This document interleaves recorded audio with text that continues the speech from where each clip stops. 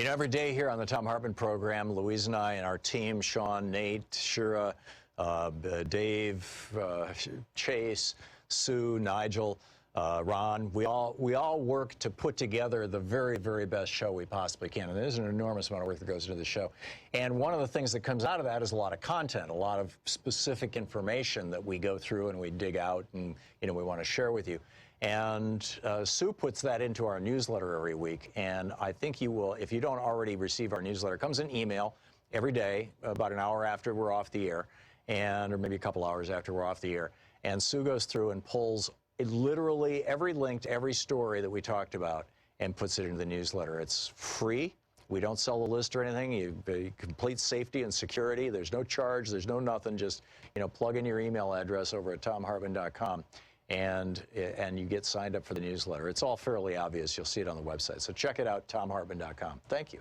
It's the Mueller report. We're reading from page 50. They're talking about this is under the section Intrusions Targeting the Administration of U.S. Elections.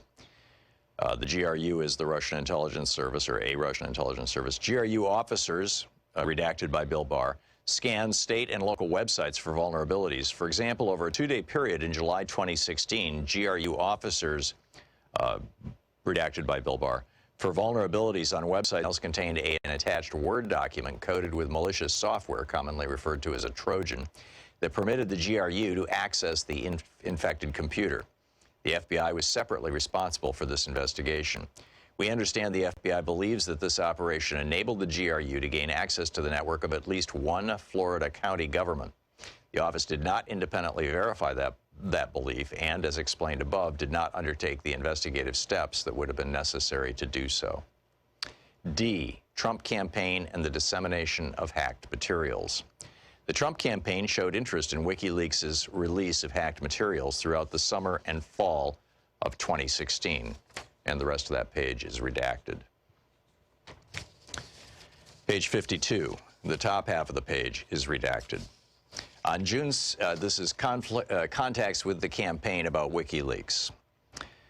On June 12, 2016, Assange claimed in a televised interview to, quote, have emails relating to Hillary Clinton which are pending publication, end quote, but provided no additional context. In debriefings with the office, former Deputy Campaign Chairman Rick Gates said that, redacted. Gates recalled candidate Trump being generally frustrated that the Clinton emails had not been found. Paul Manafort, who would later become campaign chairman, redacted by Bill Barr. And then the footnotes on that page are redacted too. Moving along to page 53. Michael Cohen, former executive vice president of the Trump Organization and special counsel to Donald J. Trump, told the office that he recalled an incident in which he was in candidate Trump's office in Trump Tower, and then the rest of that is redacted. Cohen further told the office that after WikiLeaks' subsequent release of stolen DNC emails in July 2016, candidate Trump said to Cohen something to the effect of, and then that part is redacted by Bill Barr. According to Gates, Manafort expressed excitement about the release redacted by Bill Barr. Manafort, for his part, told this office that shortly after WikiLeaks' July 22nd release, Manafort also spoke with candidate Trump, and the rest of that is redacted by Bill Barr. Manafort also, redacted by Bill Barr, wanted to be kept appraised of any redacted by Bill Barr. It's page 53. Of any development with WikiLeaks, and separately told Gates to keep in touch, redacted by Bill Barr, about future WikiLeaks releases. According to Gates, by the late summer of 2016, the Trump campaign was planning a press strategy, a communications campaign, and messaging based on the possible release of Clinton emails by WikiLeaks, redacted by Bill Barr. While Trump and Gates were driving to the LaGuardia airport, redacted by Bill Barr. Shortly after the call, candidate Trump told Gates that more releases of damaging information would be coming. Next paragraph redacted by Bill Barr, the next paragraph redacted, the next paragraph redacted. Corsi is an author who holds a doctorate in political science. In 2016, Corsi also worked for the media outlet WorldNet Daily. And then the rest of page 54 is redacted by Bill Barr. Page 55, first paragraph redacted by Bill Barr. Corsi told the office during interviews that he must have previously discussed Assange with Malik, redacted by Bill Barr, redacted by Bill Barr. According to Malik, Corsi asked him to put Corsi in touch with Assange, whom Corsi wished to interview. Malik recalled that Corsi also suggested that individuals in the orbit of UK politician Nigel Farage might be able to contact Assange and ask if Malik knew them. Malik told Corsi that he would think about the request, but made no actual attempt to connect Corsi with Assange. And the rest of page 55 is redacted. Page 56. Malik stated to investigators that beginning in or about August 2016, he and Corsi had multiple FaceTime discussions with WikiLeaks, redacted by Bill Barr, had made a connection to Assange, and that the hacked emails of John Podesta would be released prior to Election Day and would be helpful to the Trump campaign. In one conversation in or around August or September 2016, Corsi told Malik that the release of the Podesta emails was coming, after which, quote, we are going to be in the driver's seat. And then the rest of that page is redacted by Bill.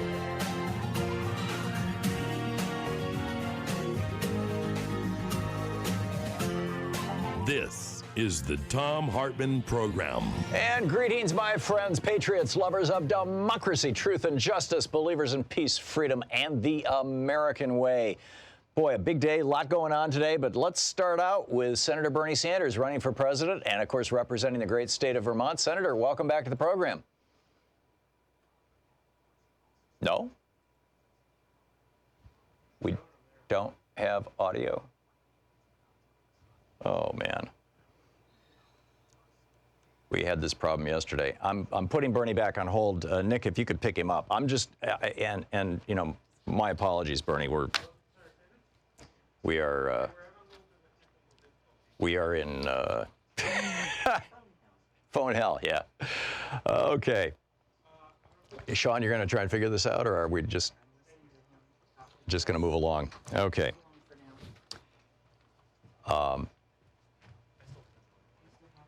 Yeah, so, Senator, can you hear me? No, Sean, can you pot him up? He's going to pop him up. Oh, I've got him on the air. It's just that the audio is not making it through the board. There we go. Okay, Senator, can you hear me? No, his audio is not coming into our board here. And everything's set the way it should be set. And we don't know why. Bernie, I know that you can hear me. I can't hear you. I'm very sorry. We've been having problems with our phone systems, and in fact, we ordered a new one yesterday, and it's just not working. So anyhow, some of the news of the day, and some of the consequential news of the day, I think. You know, Senator Sanders has announced a financial transaction tax. He is out there in support of the McDonald's workers who are, you know, trying to get better pay, and you know, continues to promote health care for all. So, you know, I'm pretty sure those were the issues that he was talking about. We will you know, figure out what's going on with our phones here, and get back to that. You'll recall yesterday I started out talking about the trade wars with China. And, you know, this is fascinating stuff, and I think, frankly, very dangerous stuff in many ways.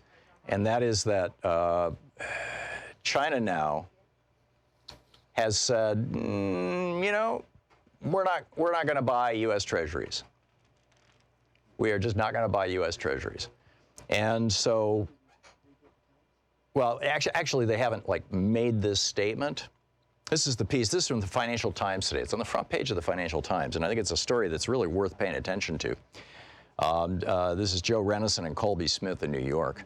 It was an unnerving piece of data for investors last week, buried halfway down an esoteric spreadsheet released by the U.S. government that tracks how many treasuries foreign investors buy and sell. China, which, by the way, holds the largest chunk of, you know, as a foreign entity, they control 17%. They hold 17% of all the foreign holdings of U.S. treasuries. Say that again? Close your software. Okay. And they control 17% of all the foreign holdings of U.S. treasuries and 7% of total treasuries outstanding. Okay, so 7% of all the treasuries right now that are being held anywhere in the world are being held by China. If they were to go on a massive let's dump the treasuries spree, it could crash the U.S. economy. It could throw us into something that would make 2008 look like a picnic. And this is why this is on the front page of today's Financial Times. This is, I think, why yesterday Xi Jinping told his people in 2 different speeches, well, yesterday and the day before, actually 3 speeches over those 2 days, said basically buckle up. He said it's going to be another long march. It's going to be, you know, another 15 years of difficult times. And so what they sold, it was only $20 billion worth of securities out of $1.2 trillion that they're holding. So it's, you know, it's a fraction. But the note that that the Financial Times makes, that Renison and Smith make in this article in the Financial Times this morning, is that the sales could not be explained away by the typical ebb and flow of China's treasury holdings. Like, you know, who knows? Why is China doing this? We don't understand. We don't know. The data reignited fears that Beijing may weaponize its holdings as part of the trade war, wreaking havoc with the biggest bond market in the world. It continues, China receives dollars in payments for its exports to America. Now, this is the part of the thing. You know, yesterday and the day before, I was talking about trade. And we didn't, you know, one of the points that I made is that we keep running a trade deficit. And you know, this is something that fair trade Democrats are very concerned about, and it's also something that Donald Trump campaigned on, is that every year, basically, we end up about $600 billion in the hole to China in terms of our trade deficit. Actually, I think the Chinese part of that is 300 or 400 billion, and the rest of the world is a couple hundred billion, so it adds up to around 500 or 600 trillion, or 500 or 600 billion, depending on the year. And so what happens when another country ends up with major trade surpluses? Keep in mind, China, the government of China is either the sole owner of or a business partner in many of the Chinese companies that are manufacturing American products and selling products into the United States. So given that situation,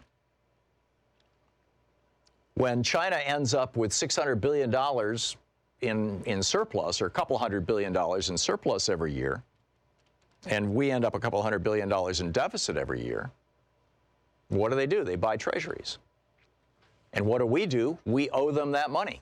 We now, right now, owe China $1.2 trillion. That's what owning a treasury means. And where did that $1.2 trillion come from that we owe China? It came from us buying more stuff from China than we sell to China. And now they're apparently, and this is the thing, I mean, this has got a whole bunch of people on Wall Street scratching their heads, but the Dow is down substantially right now, as is the NASDAQ, the S&P. You know, all the American indices are down right now. And there's a good chance that the reason why, in part, is not just that, you know, Donald Trump has demonstrated his incompetence on the trade front. He's demonstrated his incompetence on pretty much everything. I mean, we saw the great example of this yesterday when he planned this stunt, right? So, and I'll get back to that in just a second. But in any case, he's demonstrated this incompetence, and so, you know, people in the stock market, people on Wall Street, and American businesses are looking at this going, this guy can't do anything right. And I think it's causing investors to lose confidence. And then you get, you know, which is why they're selling the market right now. I mean, the reality is that if China has extra money, and they do, they're sitting on literally trillions of dollars of extra money that they have made as a consequence of selling more stuff, not just to the United States, to European countries, to other Asian countries, to African countries, to South American countries, to Mexico, all over the world. Right? They are sitting on trillions of dollars. What do you do with those? Where do you park them? Well, part of it, of course, in fact, probably the majority of it, they have plowed back into building their country. China, in 5 years, built a bullet train that travels at over 300 miles an hour that is the equivalent of Chicago to New York City. And we can't even get the Northeast Corridor. We can't even get New York to Washington, D.C. going over 80 miles an hour. So, I mean, you know, this is what's going on. So, in any case, so what do you do if you're going to sit on trillions of dollars? Well, you spend part of it on building your country, which is what China's been doing, but you're also looking for good returns. And so, you know, if you buy right now, if you're China and you buy UK gilts, which are the treasury bonds of the United Kingdom, you're going to get a 1.03% return. If you buy German or Japanese bonds, you have to pay them to take your money. They're in negative interest territory right now. But the 10-year Treasury yield right now in the U.S. is 2.42%.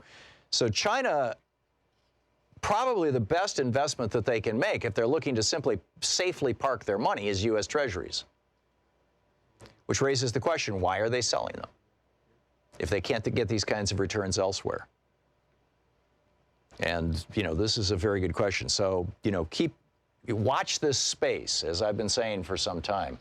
Watch this space, see what's going on, because this is not a good deal. There's a bunch of other stuff in the news that we will be getting to as we continue on through the program. Stick around with us. It is coming up on 16 minutes past the hour here on the Thom Hartmann Program. And we will continue with more of the news of the day. Stick around. We'll be right back.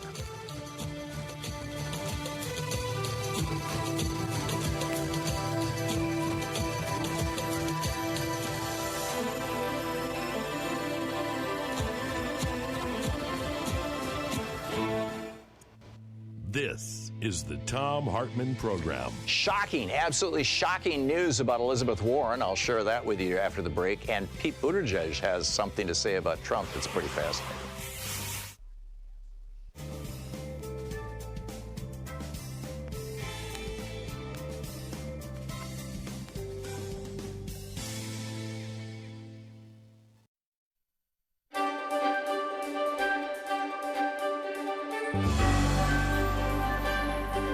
Our book today in the Thom Hartmann Book Club is In Putin's Footsteps, Searching for the Soul of an Empire Across Russia's 11 Time Zones by Nina Khrushcheva and Jeffrey Taylor.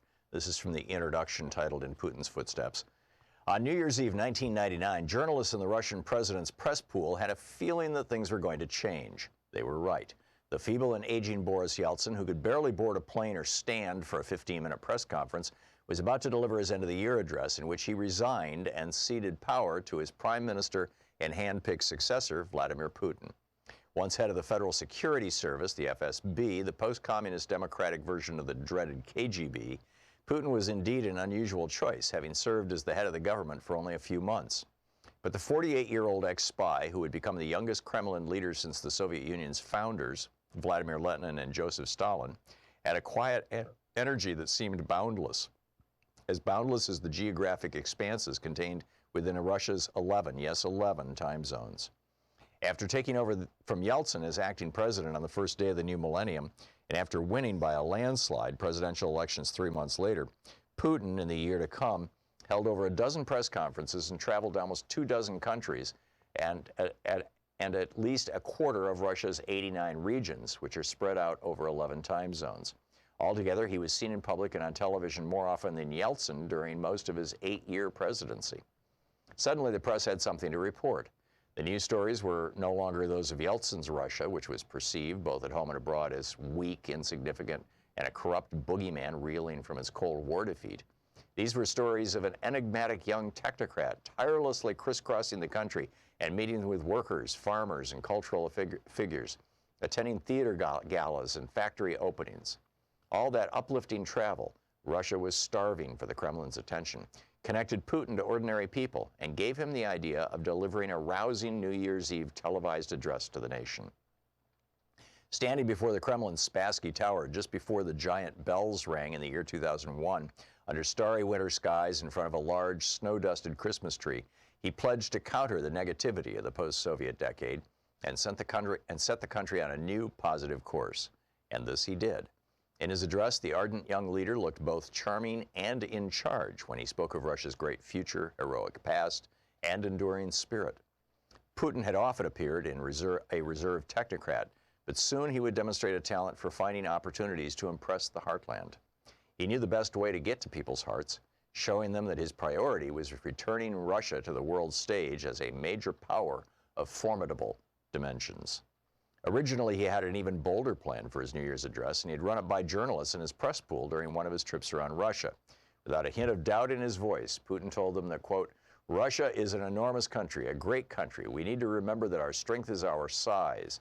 What if I were to travel through Russia's limitless land in one night, through all of its 11 time zones, stopping in each one at midnight local time, to record a New Year's message to show our nation's greatness, our richness, the diversity of our mother Russia, our unity, and our worth. Even though Russia's time zones are exaggerated in number, there should be only 7, according to generally accepted geographic markers of Greenwich Mean Time. It's a 24-hour cycle, also called UTC. Maintaining them is not only a political matter, it is reflective of the national identity, state power, and international influence. Russia has 11 time zones, more than any other country, and that, as Russians would have it, bespeaks its status in a way no one can deny. Often the time that appears on a nation's iconic clock, Big Ben in the United Kingdom, for example, or those daunting dials on the Spassky Tower in Russia's case, is a subtle.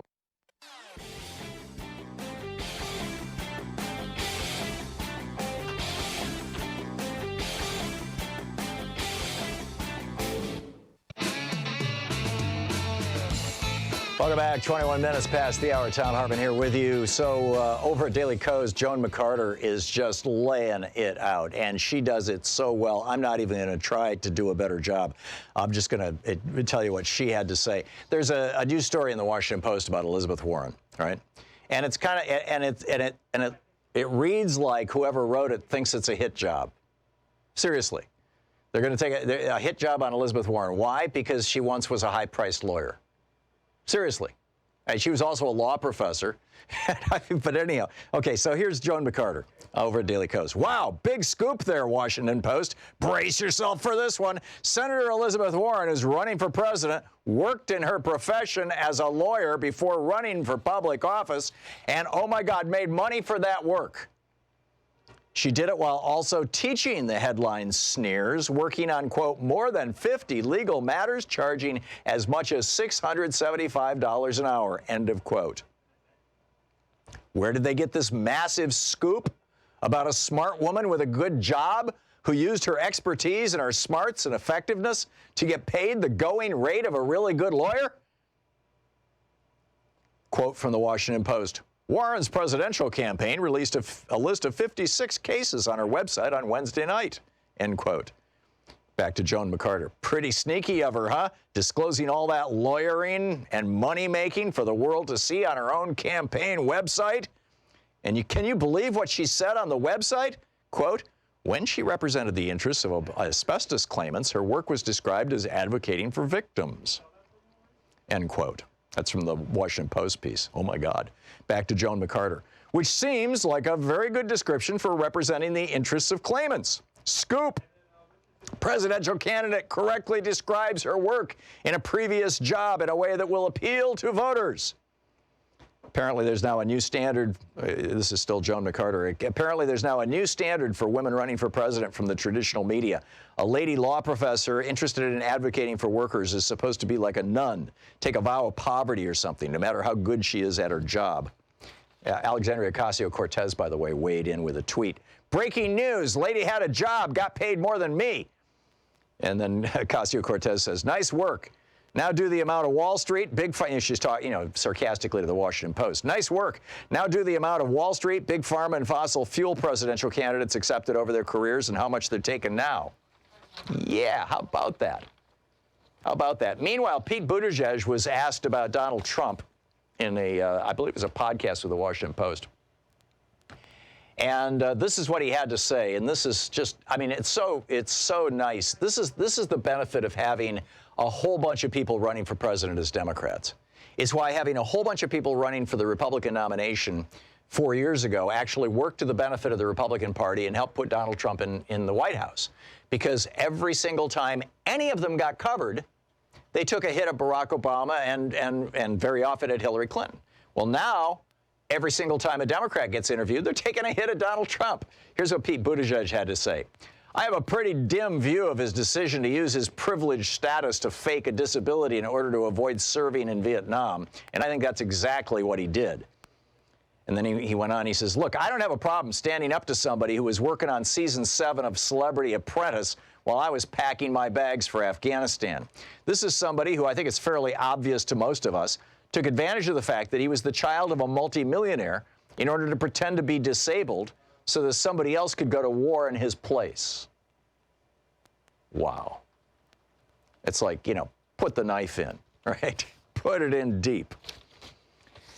Okay, remarkable stuff. Meanwhile, a bank in Chicago, or actually a banker with a bank in Chicago, his name is Stephen Calk, and the bank is the Federal Savings Bank of Chicago. They have disavowed his activities, but he was high up enough in the bank that he was able to have that bank, a little tiny bank, loan $16 million to Paul Manafort, essentially in exchange for getting a position. Stephen Calk had a position in Donald Trump's presidential campaign. He was the economic advisor to Donald Trump, right? Looks pretty good on your resume, right? Except now he's just got indicted yesterday afternoon by the Southern District of New York for ignoring internal standards and lying to regulators. Why is it that all the people around Donald Trump, or so many of the people around Donald Trump, are either obvious and demonstrable liars, Kellyanne Conway, Sarah Sanders, et cetera, or that they're in jail? I mean, this guy's campaign chairman is in jail. His personal lawyer is in jail. And in the case of Paul Manafort, he's in jail for stuff that goes beyond Trump. In the case of Michael Cohen, I mean, the astonishing thing is that Michael Cohen is sitting in a federal prison right now for paying Stormy Daniels and Karen McDougal to not talk about the affairs that they had with Donald Trump in the months before the election. In other words, trying to cover up the affairs. This is the Donald Trump who yesterday said, "I don't do cover-ups." Hates Stormy Daniels, Karen McDougal, right? I don't do cover-ups. I just pay. He just pays off women who I mean, do you get this? This is bizarre. And I think Nancy Pelosi nailed it this morning. She said somebody in his family, on his staff, or in his cabinet needs to stage an intervention. She says she is worried about the nation. She is worried about the president. So we'll see. I'll pick up your calls after the break. Stick around. It is coming up on 28 minutes past the hour.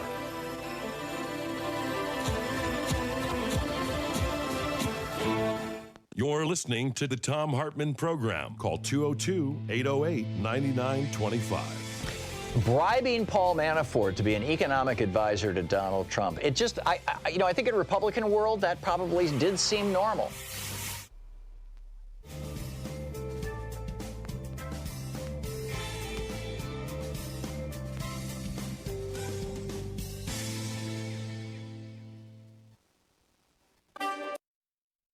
It's the Mueller report. We're reading from page 50.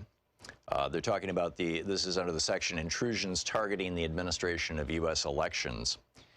The GRU is the Russian intelligence service, or a Russian intelligence service. GRU officers, redacted by Bill Barr, scanned state and local websites for vulnerabilities. For example, over a 2-day period in July 2016, GRU officers, redacted by Bill Barr, for vulnerabilities on websites of more than 24 states. And then the rest of the page and all the footnotes are redacted. Page 51, the top paragraph is redacted. Similar redacted for vulnerabilities continued throughout the election. Unit 74455 also sent spear phishing emails to public officials involved in election administration and personnel at companies involved in voting technology. Excuse me.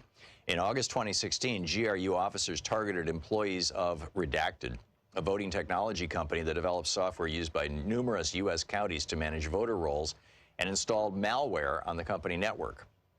Similarly, in November 2016, the GRU sent spear phishing emails to over 120 email accounts used by Florida county officials responsible for administering the 2016 U.S. election.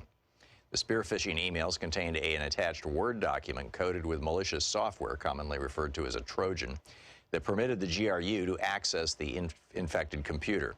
The FBI was separately responsible for this investigation. We understand the FBI believes that this operation enabled the GRU to gain access to the network of at least one Florida county government. The office did not independently verify that belief and, as explained above, did not undertake the investigative steps that would have been necessary to do so. D, Trump campaign and the dissemination of hacked materials. The Trump campaign showed interest in WikiLeaks' release of hacked materials throughout the summer and fall of 2016, and the rest of that page is redacted. Page 52. The top half of the page is redacted. On this is contacts with the campaign about WikiLeaks. On June 12, 2016, Assange claimed in a televised interview to, quote, have emails relating to Hillary Clinton which are pending publication, end quote, but provided no additional context. In debriefings with the office, former Deputy Campaign Chairman Rick Gates said that, redacted. Gates recalled candidate Trump being generally frustrated that the Clinton emails had not been found. Paul Manafort, who would later become campaign chairman, redacted by Bill Barr. And then the footnotes on that page are redacted too. Moving along to page 53. Michael Cohen, former executive vice president of the Trump Organization and special counsel to Donald J. Trump, told the office that he recalled an incident in which he was in candidate Trump's office in Trump Tower, and then the rest of that is redacted. Cohen further told the office that after WikiLeaks' subsequent release of stolen DNC emails in July 2016, candidate Trump said to Cohen something to the effect of, and then that part is redacted by Bill Barr. According to Gates, Manafort expressed excitement about the release redacted by Bill Barr. Manafort, for his part, told this office that shortly after WikiLeaks' July 22nd release, Manafort also spoke with candidate Trump, and the rest of that is redacted by Bill Barr. Manafort also, redacted by Bill Barr, wanted to be kept appraised of any redacted by Bill Barr. It's page 53. Of any development with WikiLeaks, and separately told Gates to keep in touch, redacted by Bill Barr, about future WikiLeaks releases. According to Gates, by the late summer of 2016, the Trump campaign was planning a press strategy, a communications campaign, and messaging based on the possible release of Clinton emails by WikiLeaks, redacted by Bill Barr, while Trump and Gates were driving to the LaGuardia airport. Redacted by Bill Barr. Shortly after the call, candidate Trump told Gates that more releases of damaging information would be coming. Next paragraph redacted by Bill Barr, the next paragraph redacted, the next paragraph redacted. Corsi is an author who holds a doctorate in political science. In 2016, Corsi also worked for the media outlet WorldNet Daily. And then the rest of page 54 is redacted by Bill Barr. Page 55, first paragraph redacted by Bill Barr. Corsi told the office during interviews that he must have previously discussed Assange with Malik, redacted by Bill Barr, redacted by Bill Barr. According to Malik, Corsi asked him to put Corsi in touch with Assange, whom Corsi wished to interview. Malik recalled that Corsi also suggested that individuals in the orbit of UK politician Nigel Farage might be able to contact Assange and ask if Malik knew them.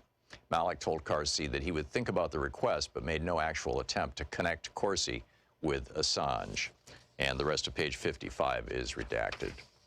Page 56. Malik stated to investigators that beginning in or about August 2016, he and Corsi had multiple FaceTime discussions with WikiLeaks, redacted by Bill Barr, had made a connection to Assange, and that the hacked emails of John Podesta would be released prior to Election Day and would be helpful to the Trump campaign. In one conversation in or around August or September 2016, Corsi told Malik that the release of the Podesta emails was coming, after which, quote, we are going to be in the driver's seat. And then the rest of that page is redacted by Bill Barr. Page 57, the entire page 57 is redacted by Bill Barr. Page 58, and it opens with a redaction by Bill Barr. We'll continue. It's the Mueller report.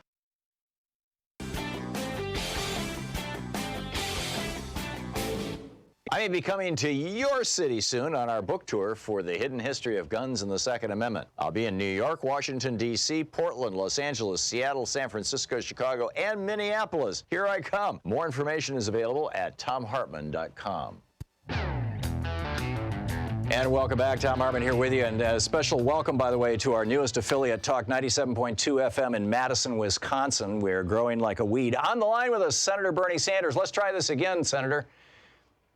How are you, Tom? I am great, and I can hear you. Thank God. So I understand that you and I, for 11 years on this program, talked about financial transaction taxes, what used to be called the STET tax, the Securities Transaction Excise Tax. And I understand you're reviving this. Tell me about it. I am. And by the way, I want to tell you, as I go around the country, I keep bumping into people who say, how come you're not on Thom Hartmann more often? we miss you. So Oh, that's sweet. maybe we can hook up a little bit more than we have in the past. Yeah, thank you. Look, what we have now, and yesterday I introduced legislation with Congresswoman Barbara Lee of California, and it deals essentially with national priorities. It says that at a time when Wall Street last year made $237 billion in profits, and these are the people that the taxpayers of this country bailed out after their recklessness and illegal behavior plunged us into this terrible, terrible recession. What we are saying is when our country has so many needs, maybe it's appropriate to put a transaction tax on all of their high-speed frequency trading.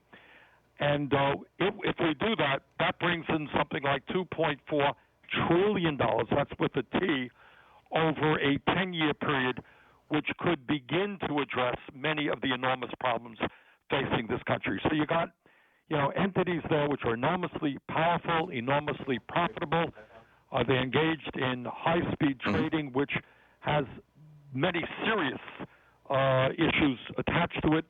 And let's do what some 40 other countries around the world do, and that is have a transaction fee attached to that trading. Yeah, it seems like this would also minimize the probability of, wild crashes from computer trading and things. Exactly. McDonald's is coming under fire, has been for quite some time, and I know you've been supportive of those efforts in the fast food industry. You want to tell us what's up with that? Yeah, well, what's going on there is literally today, there are workers around the country who, employees of McDonald's who are on strike. And I want to just really applaud the courage of many of the workers at McDonald's and people who are involved in the fight for 15, because they have done incredible work over the last 5 years. Tom, think back 5 years ago, and if somebody said, we've got to raise that minimum wage to a living wage, $15 an hour, when the federal minimum wage is $7.25 an hour, people thought that was really crazy. You remember that? Oh, yeah. And think about what they've done. They went out on the streets and they told the American people what is obviously true is that nobody can live on $7.25 an hour. You can't live on $8, $9, $10 an hour. People are spending half of their incomes on housing. They don't have any health care, which is the case for many McDonald's workers. So these guys in Fight for 15 and the SEIU union started that fight and said, look, people need a living wage. And what has happened since, and these guys deserve all the credit for that. And this is something I campaigned on in 2016, and obviously we're still campaigning on it, is to raise that national minimum wage to $15 an hour, and make sure that workers have the right to join a union, which is equally important. And as a result of their efforts, 7 states in this country have raised the minimum wage to $15 an hour over a period of a few years, which means millions and millions of workers have seen a significant increase in their wages. The House Education and Labor Committee a few months ago passed out of that committee legislation for a federal minimum wage of $15 an hour, something that I have done here in the Senate. We have legislation that does the same. So the good news there is that we are making progress in the fight for a decent living wage and the right of workers to join a union. We are also working with the unions on legislation that I have introduced called the Workplace Democracy Act, which will give, which understands that the middle class of this country and the working class of this country does not grow unless we grow the trade union movement. We got to make it easier for workers to join unions, not harder, and that's what that legislation does.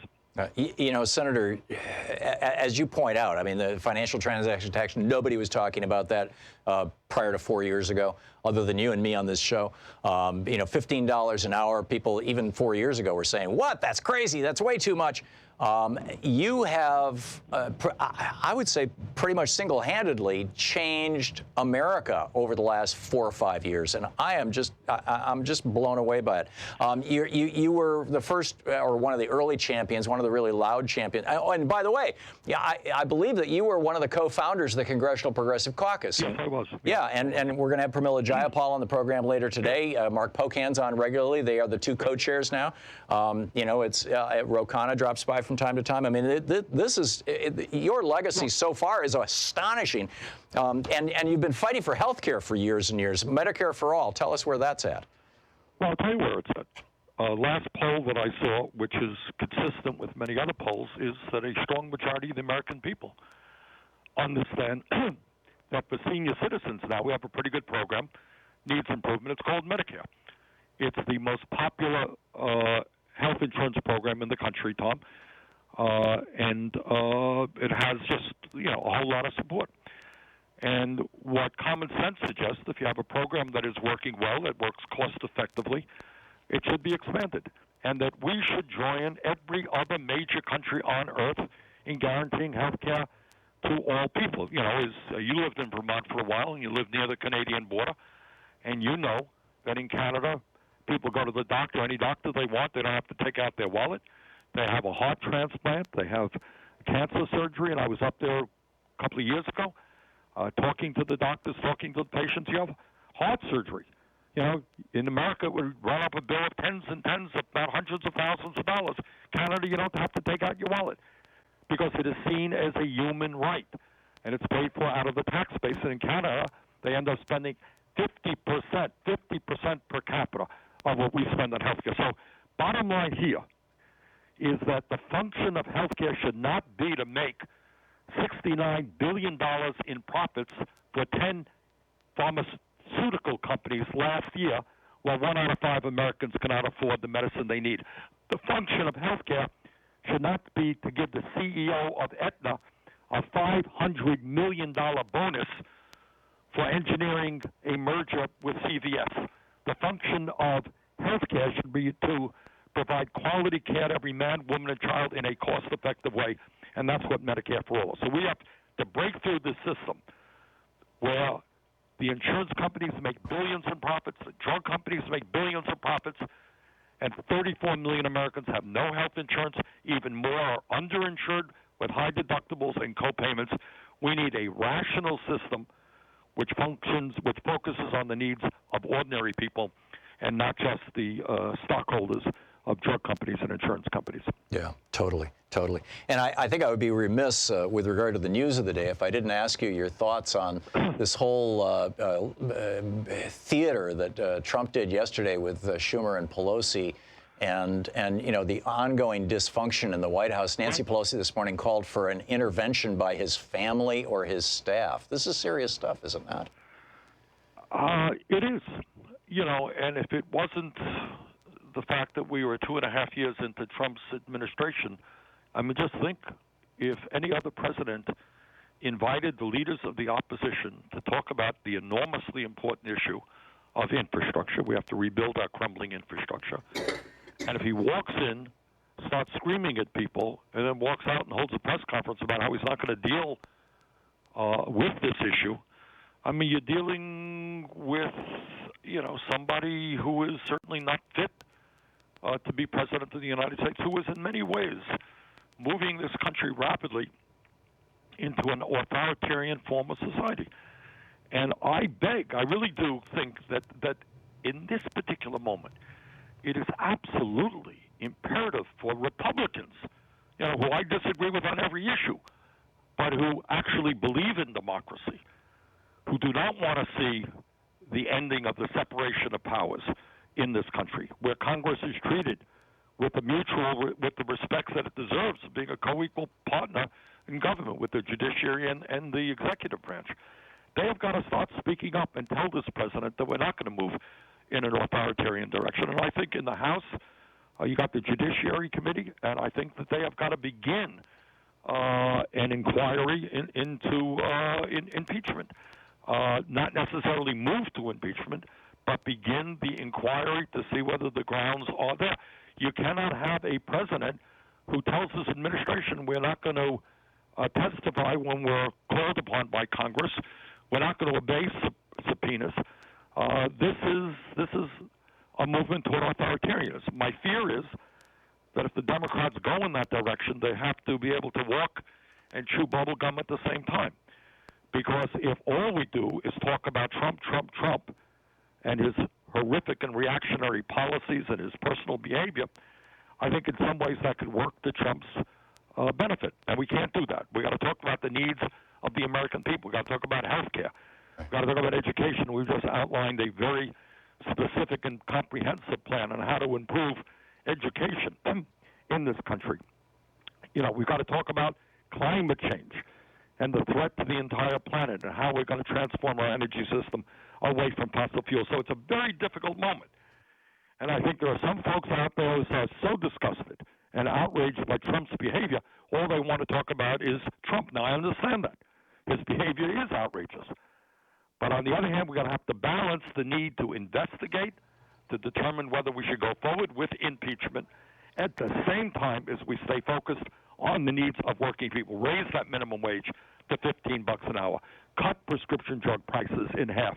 And that's exactly what, you know, I am campaigning on.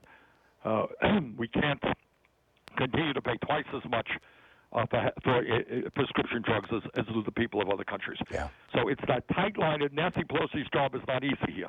We got to stay on the issues that the American people are concerned about. We have to hold Trump accountable, and that, in my view, is the direction we have to go forward. Extraordinary stuff. Senator Bernie Sanders, running for president, running for the Democratic nomination for president. Senator, thank you so much for dropping by, and thanks so much for the great work that you're doing every day for this country. Okay, well, thank you, Tom, and keep up the great work yourself. Great talking with you. Thank you so much. We'll be back with more of the news of the day and your calls in just a moment. It's 46 minutes and change past the hour. Stick around. We'll be right back.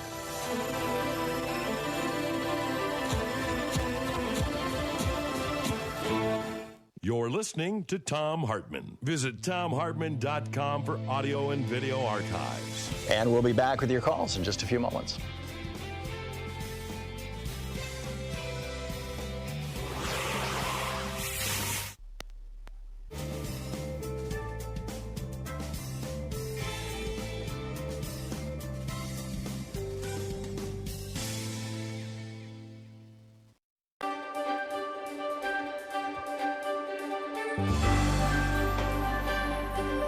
Our book today in the Thom Hartmann Book Club is Vince Houghton's Nuking the Moon and Other Intelligence Schemes and Military Plots Left on the Drawing Board. This is Chapter 7, Operation Northwoods. On April 17, 1961, more than 1,400 Cuban exiles forming the Brigada de Asalto 2506 landed on the beaches of Cuba at Playa Girón in the Bahia de Cojinos, the Bay of Pigs. Their mission was to overthrow the regime of Fidel Castro, Cuba's increasingly communist leader, who had himself overthrown the regime of American ally Batista just 2 years before.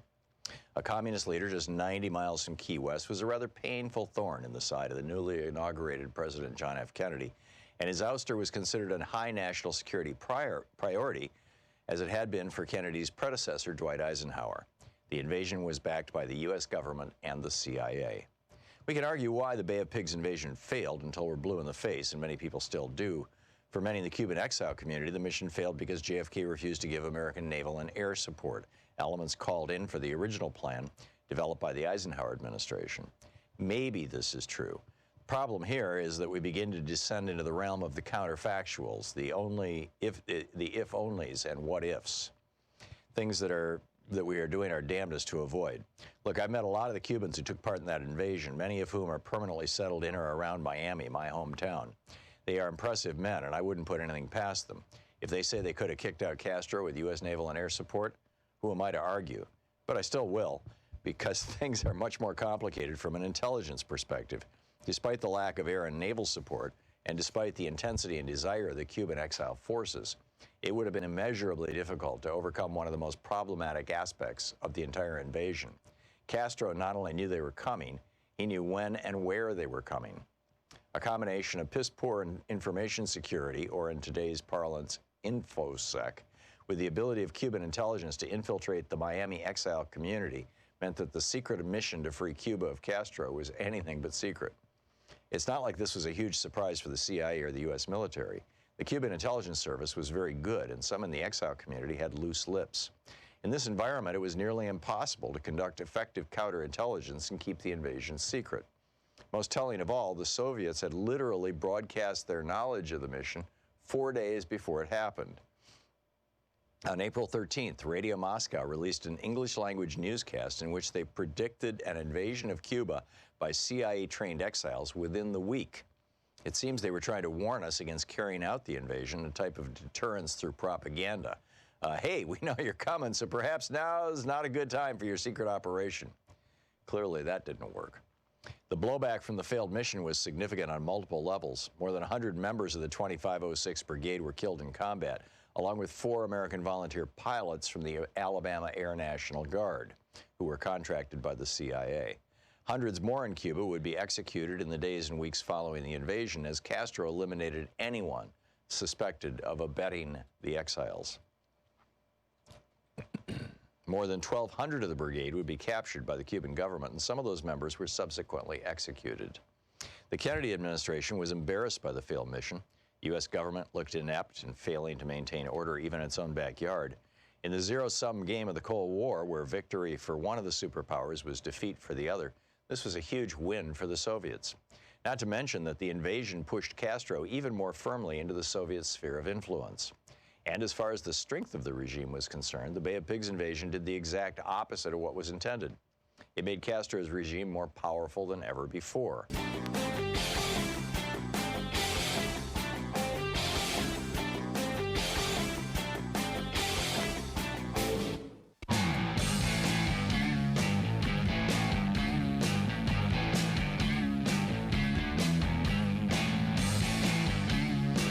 Welcome back. Thom Hartmann here with you, and what a wild day.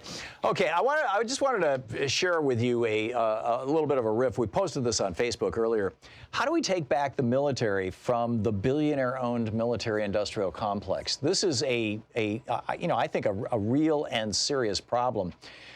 Democrats in the Senate proposed legislation over the last week or so, saying that this week actually, saying what the Constitution already says, which is that Donald Trump cannot go to war with Iran without the authorization of Congress.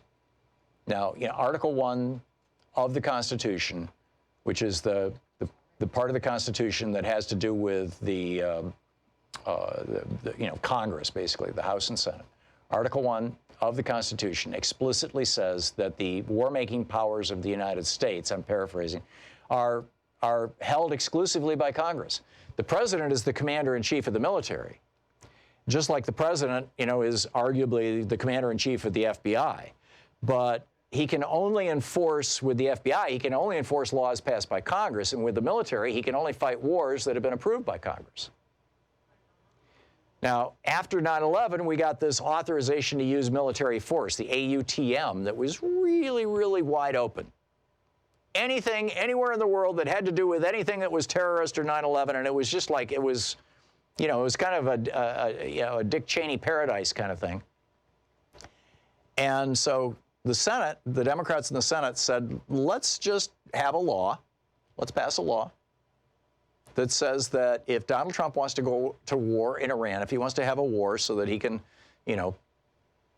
whatever, so that he can distract the American public from finding out that he's not really a billionaire, or if he's got other, who knows, other Playboy models that he's covering things up with, who knows? But, the whole thing is, if he wants to go to war, he can't, right? We're just not going to provide the funding. It ain't going to happen. And every Republican on the committee, except for Rand Paul, voted against this legislation that simply would have recognized what the Constitution says. This is what Bernie was talking about a minute ago, that these guys don't care about the Constitution. They don't care about the institutions of America, of our governance. They're essentially spitting on the Constitution and on the people throughout American history from the founders to today's generation who have fought and died and bled and been terrified in various wars all around the world, some of them defending the United States, all to do what? To placate Donald Trump, this crazed boy king, and to placate the billionaires from the military-industrial complex. Now, mostly we see our legislation being warped by the petro-billionaires, the so-called Koch network, which they're reinventing now as a charity. It's like Stronger Together Trust or something. They're kind of half borrowing some words from Hillary Clinton. And we know about that impact because no Republican can mention the words climate change. They're afraid to acknowledge actual real science, what's happening all around. The tornadoes that we saw in Oklahoma, for example, all of this stuff, all of our weather. I mean, we've always had tornadoes. But because we have 6% more moisture in the atmosphere now than we had just 30 years ago, because of global warming, because the atmosphere is a degree warmer than it was 30 years ago, we're having much more serious storms. There's more moisture in the air. It makes more flooding. It also makes the air denser. It also makes, and the air is warmer, and all of that just feeds storms. So you get tornadoes that are monster tornadoes instead of normal tornadoes, and deadly killer tornadoes instead of just, it's an inconvenience tornado. So that's what we're used to, right? I mean, we're used to the Republican Party being warped by the petro-billionaires, the people who make their money on oil and coal and natural gas. Well, now they're being warped by the billionaires who make their money manufacturing tanks and airplanes and bombs and rocket fuel and rockets and ships and all this other kind of stuff. The wealthiest zip code in the United States is not Beverly Hills. It is just on the outskirts of Washington, D.C. It's where these defense contractors live, and they're getting their money, our tax dollars. We spend more on defense than the next 6 countries combined. And so, that's where we're at. So anyhow, this is, I just found it astonishing that in the Senate, every single Republican, except for Rand Paul, voted against a piece of legislation that simply would have acknowledged that the Constitution says that the power to make war lies exclusively with the legislative branch, and that Trump can't have a war with Iran just because he wants to. It has to be authorized by Congress. And the Republicans fought this, and it never made it even out of committee. It's amazing. Pramila Jayapal will be with us in just a moment. Stick around. You're listening to Thom Hartmann.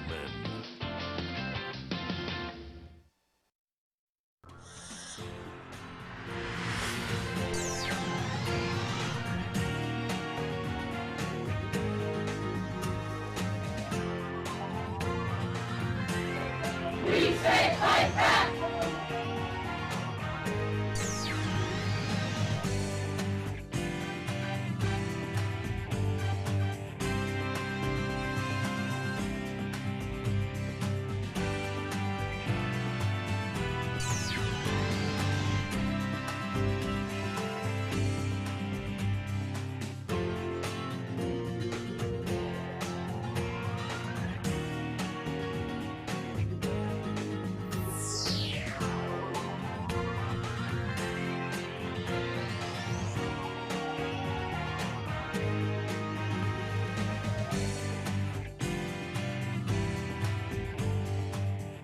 Every day here on the Thom Hartmann Program, Louise and I and our team, Sean, Nate, Shira, Dave, Chase, Sue, Nigel, Ron, we all work to put together the very, very best show we possibly can. And there's an enormous amount of work that goes into the show.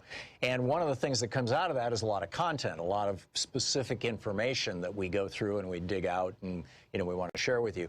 And Sue puts that into our newsletter every week. And I think you will, if you don't already receive our newsletter, it comes in email every day, about an hour after we're off the air, or maybe a couple hours after we're off the air. And Sue goes through and pulls literally every link to every story that we talked about and puts it into the newsletter. It's free. We don't sell the list or anything. You complete safety and security. There's no charge. There's no nothing. Just plug in your email address over at thomhartmann.com.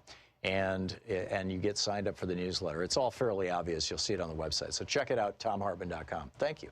It's the Mueller report. We're reading from page 50. They're talking about this is under the section Intrusions Targeting the Administration of U.S. Elections. The GRU is the Russian intelligence service, or a Russian intelligence service. GRU officers, redacted by Bill Barr, scanned state and local websites for vulnerabilities. For example, over a 2-day period in July 2016, GRU officers, redacted by Bill Barr, for vulnerabilities on websites of more than 24 states. And then the rest of the page and all the footnotes are redacted. Page 51, the top paragraph is redacted. Similar redacted for vulnerabilities continued throughout the election. Unit 74455 also sent spear phishing emails to public officials involved in election administration and personnel at companies involved in voting technology. Excuse me. In August 2016, GRU officers targeted employees of Redacted, a voting technology company that develops software used by numerous U.S. counties to manage voter rolls, and installed malware on the company network. Similarly, in November 2016, the GRU sent spear phishing emails to over 120 email accounts used by Florida county officials responsible for administering the 2016 U.S. election. The spear phishing emails contained an attached Word document coded with malicious software, commonly referred to as a Trojan, that permitted the GRU to access the infected computer. The FBI was separately responsible for this investigation. We understand the FBI believes that this operation enabled the GRU to gain access to the network of at least one Florida county government. The office did not independently verify that belief and, as explained above, did not undertake the investigative steps that would have been necessary to do so. D, Trump campaign and the dissemination of hacked materials. The Trump campaign showed interest in WikiLeaks' release of hacked materials throughout the summer and fall of 2016. And the rest of that page is redacted. Page 52, the top half of the page is redacted. On June, this is contacts with the campaign about WikiLeaks.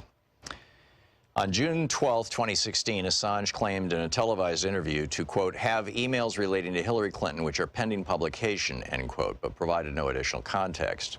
In debriefings with the office, former Deputy Campaign Chairman Rick Gates said that, redacted.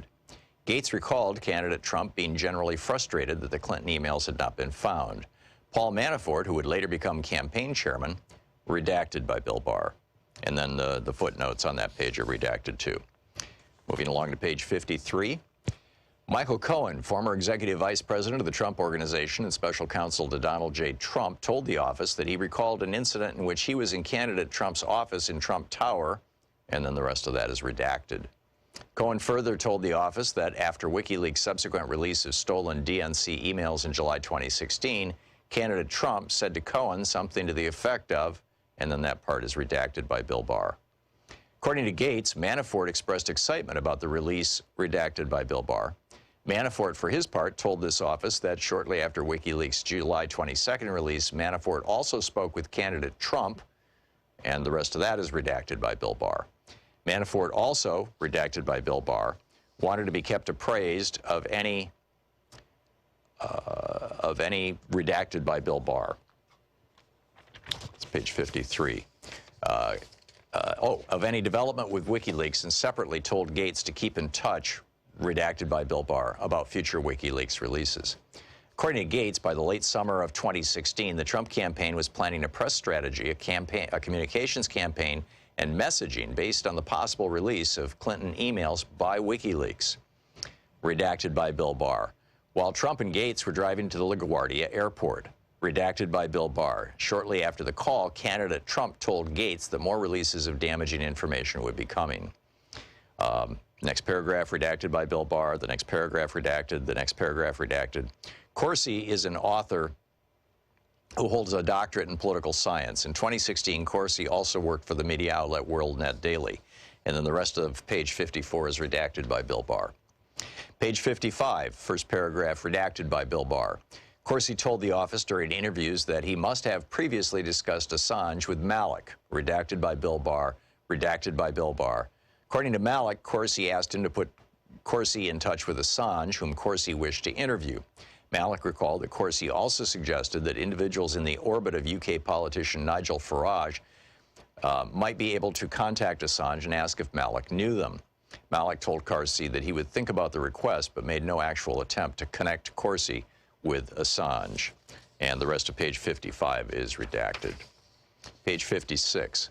Malik stated to investigators that beginning in or about August 2016, he and Corsi had multiple FaceTime discussions with WikiLeaks, redacted by Bill Barr, had made a connection to Assange, and that the hacked emails of John Podesta would be released prior to Election Day and would be helpful to the Trump campaign.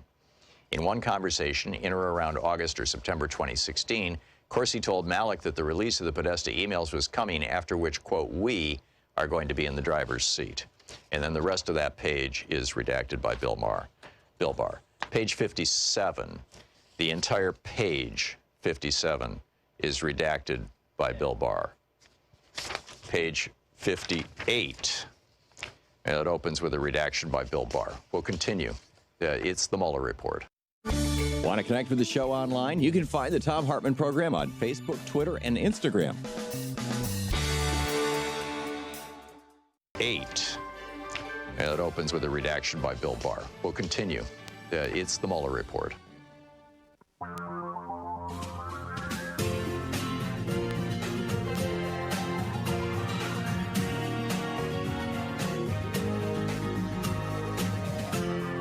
This is the Thom Hartmann Program.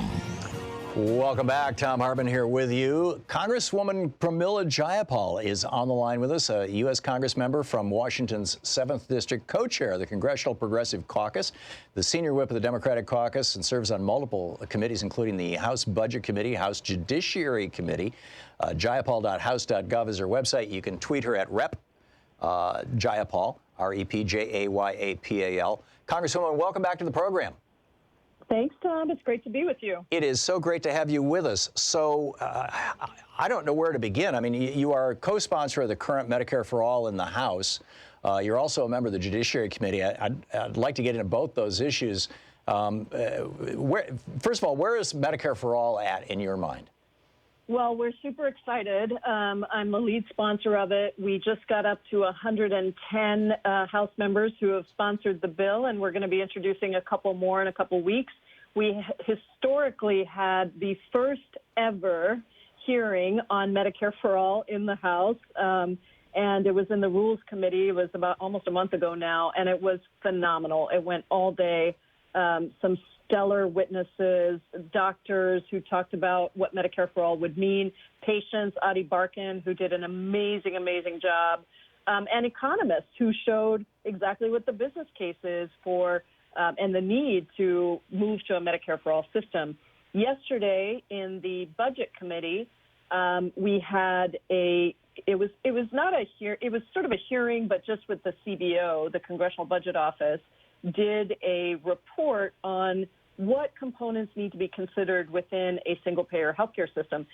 It didn't focus just on my bill, but what was interesting is it had some really wonderful points making our case for why we have to move to a Medicare for All system. And we were able to get a number of members to really point out how healthcare today costs, $31 trillion, and that's just if the healthcare costs were to stay the same, but they're going to go up to $6 trillion a year, which means that over the next 10 years, we're going to spend about $52 trillion on healthcare, 18% of our GDP right now, simply increasing, and yet we have 70 million Americans who are uninsured or underinsured, and tens of millions more who cannot afford insurance and are using GoFundMe as their insurance plan. So Medicare for All has more momentum than I have ever seen. Obviously, presidential candidates are talking about it. And Americans across this country are saying, you know what, I need health care that allows me to go see a doctor when I get sick, that allows me to have comprehensive care, that cuts out the private for-profit insurance companies that are making a profit on our health care, that reduces prescription drug prices dramatically so all these pharma companies don't keep making profit off of health care. And this Medicare for All bill is the first bill. It's 125 pages, and it is the first bill in the House of Representatives to actually give a clear plan of how we transition to that system. Now, you have, a number of members not just members of Congress, but candidates for the Democratic nomination for president who are supportive of Medicare for all. But you also have a number of them who are saying, this is just too big. There's too much here. We're talking, trillions of dollars at the end of the day. And really, we just need to do this incrementally, step by step. Let's start out with a public option, that thing that Joe Lieberman blew up back when they were negotiating Obamacare. How do you respond to them? Well, what I say is that, look, I understand that those bills are just trying to make things a little bit better, but they do not fix the underlying problems of a system that has been based on profit instead of patients. If you actually want to provide universal care and you want to make sure that the costs are contained, then you have to address the insurance companies and the pharma companies. You cannot have a multi-payer system and still gain the administrative, still get out the administrative waste that is contained. About 25 to 30% of our costs in healthcare today are because of administrative waste, and a lot of it is caused by the profit-making motives of these companies, but also the fact that there are all these multiple payers. And, ultimately, the results, you would think that if we spent the most money by almost double of any peer industrialized country in the world, that we would actually have the best outcomes. Well, that is so not true. We are number one in infant mortality, number one in maternal mortality. We are the only industrialized country in the world where life expectancy is actually going down and not up. And so we have to get to the root of the problem. And, with all respect to the other programs that are out there, a public option would not address this. And in fact, what it would do is probably drive the most vulnerable people into the public system. They are probably the most expensive, and then it would make that system even more unaffordable. So it doesn't address kind of the deep-rooted problems, and my bill does. It addresses, gives comprehensive care, as I mentioned. It's the first bill in the history, and now Bernie Sanders has followed with a piece of the long-term care piece as well that we put into this bill. It's the first bill to address long-term care. So care for folks with disabilities, care for seniors. It, of course, repeals the Hyde Amendment so that women can get reproductive care that they need. And it really addresses the cost of pharmaceutical drugs. This is something that Mark Bocan, who I know is a regular on your show and is my co-chair, really good friend here in Congress, we have been focused with Lloyd Doggett on bringing down the cost of prescription drugs and really focused on Lloyd Doggett's bill to do that. We have incorporated Lloyd Doggett's bill into this Medicare for All bill so that we can not only negotiate pharmaceutical drug prices, but we can actually have the stick of saying, if you don't negotiate with us, then we have the ability to bring competition into the market by licensing generics on that same drug. Wow. That is a huge stick. Now, you are also on the Judiciary Committee. The Judiciary Committee is like the big deal committee right now in Congress because that's the place where impeachment has to originate if it's going to happen. I've heard some folks say that if the committee opens, not necessarily an impeachment hearing, as in we're going to impeach the president, but rather an inquiry into whether there needs to be impeachment, or if they open an inquiry into the possibility of impeachment, however it's phrased, that once that happens, that committee and the House of Representatives itself acquires basically grand jury powers that they wouldn't have otherwise had, or certainly the ability of Trump or the administration to claim that Congress is snooping where they don't belong because there's, quote, no legitimate legislative purpose, end quote, just gets totally blown out of the water, even if it's before a Trump-appointed judge, presumably, because, the Constitution is so just transparently clear that not only does Congress have the right to impeach, but also that the president loses his right to pardon people during times of impeachment, which is something that he's apparently been dangling, over Paul Manafort and tried to dangle over Michael Flynn and Michael Cohen for some time. Is that true? Does Congress acquire extra powers if they do that? And what's your take on this, and what's your read of your colleagues' take on all this? Well, yes. Congress does acquire extra powers by starting a formal impeachment inquiry. And, you know, I have to say, I mean, being on the Judiciary Committee, I have now read the Mueller report 3 times. I appreciate your reading the Mueller report. I think it's critically important for Americans to see what is in it. It is stunning. There is no question in my mind that the president has committed impeachable offenses, has obstructed justice, but we have to be able to get all of the facts, and we have to be able to lay out those facts for the American people to see. And what is happening now is this president is stonewalling us at every turn. He has refused to comply with legally authorized subpoenas, his administration. Barr has refused to provide us with the Mueller report, the unredacted Mueller report, and all of the underlying information. He has stopped witnesses from coming to testify before us. Most recently, that was Don McGahn, who was set to come and testify before us until the night before the testimony. The president said, I am not going to let him come. And he claimed, Tom, this ridiculous, I mean, the letter from the Office of Legal Counsel basically made an already refuted argument that senior presidential advisors would have absolute immunity from testifying before Congress. This is the same argument, as you may remember, that George W. Bush made in 2007 when Harriet Miers was asked to come, was told to come and testify before Congress, and George W. Bush went to court to say, no, she can't because she has absolute immunity because she's a senior presidential advisor. And the court very clearly actually repeated in the decision twice by the judge. The judge said, you have no legal basis to say that. Yeah, Nixon tried to claim this too. Correct. And you know, the reality is Congress is a co-equal branch of government. We like to joke on the Judiciary Committee that we are actually first because we're Article 1. Yep. Our powers are Article 1 powers. And so if you say that one branch of government no longer has authority over another branch of government, you destroy our system of checks and balances. And to me, that's the difference between a democracy and a dictatorship.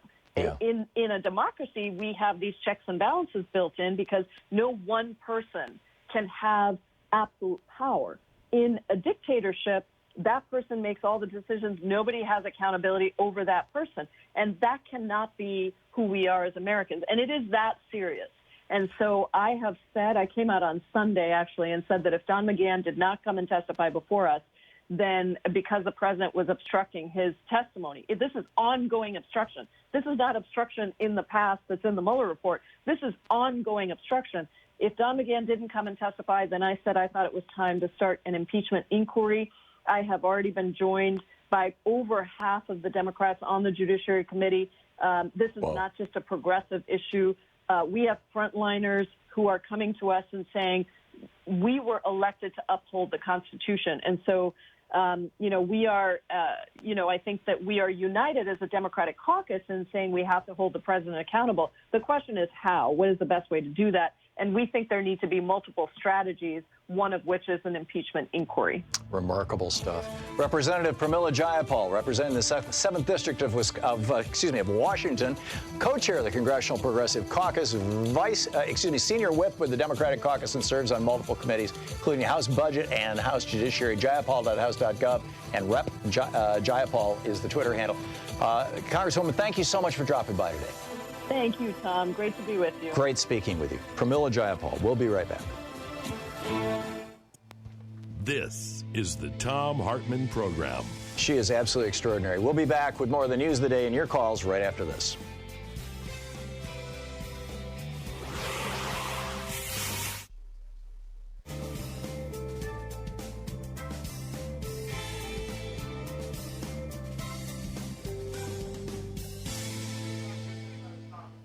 And welcome back. Kim in Sacramento, watching us on Free Speech TV. Hey, Kim, what's on your mind today? Yeah, hi. Actually, it's Jim. But, Jim, I'm sorry. I wanted to point out that when you have a corrupt president and he is dictating tariff laws, he's just waking up one morning and saying, I'll put a tariff on this and tariff on that. without going into any strategic committee to say, well, we do this, they're going to do that, let's come to a compromise. Then you got a situation where a president might say, well, let's tax 25% on all Saudi Arabian oil coming into the country. Now, that's a good idea in one sense, because if you didn't tax rich people and you didn't tax poor people, but you got 25% of the Saudi Arabian oil intake, you probably could run the federal government. Well, that's what Alaska did, and that's and they built $1 trillion permanent fund, and every year every citizen in Alaska gets a couple $1,000, literally, men, women, and children, Yeah. So the good part of the taxes the tariffs is that it is an income, but Trump is using that income to cover up a giveaway, $1.7 trillion, and that's why he can't do an infrastructure. Oh, you're talking the GOP tax scam. Yeah. Yeah. It's unbelievable. Now, every time you say, well, there is some good with Trump's idea, of course, you got to hit it hard that you have a corrupt person doing things for his own right. Yeah. No, Jim, you're absolutely right. I mean, the point that you're making, is that Trump doing this ad hoc, shooting from the hip, is not trade policy. It is, right. It makes perfect sense to have a trade policy that puts your own country ahead of the interests of your own country ahead of the interests of other countries. That is not jingoism. That's not nativism. That's not nationalism. I suppose you could argue in some sense it is, but not in the toxic form. That's what you expect of a government. But that means that you have policies. It means you have strategy. It means you have goals. It means you're looking in multi-decade horizons. Not that you're, as you so well said, Jim, waking up one morning and deciding, oh, I think I'll slap a tariff on this or that. And I'm guessing that there's not going to be a tariff tomorrow morning on Make America Great hats, for example, made in China. Well, unless they were made in China. Well, that's my point. I think they are made in China. And let's tax them then. Yeah, well, that's where, I'm guessing, Trump is going to carve out exceptions for those things. And I guess his daughter has stopped her clothing line that she was making in China, but although it apparently, is still being sold under a different brand, under some guy's name, Paul somebody or other. Say that again? Pelosi brand. Adrian Vittadini. Dini. Okay. Adrian Vittadini is the new name for the Ivanka Trump brand of clothing made in China that's being sold in the United States. And wow. Yeah, I mean, these people are grifters, right? Ivanka. Well, the whole thing with Saudi Arabia going down there, sending Jared and the rest of it, and the corrupt prince that kills people, is that behind the scenes they have the largest stock offering ever given. Yeah, Saudi Aramco. You're getting a part of that. You're, in all probability. Jim, thanks for the call, and thanks for watching us on Free Speech TV. It's 22 minutes and change past the hour. We'll be right back.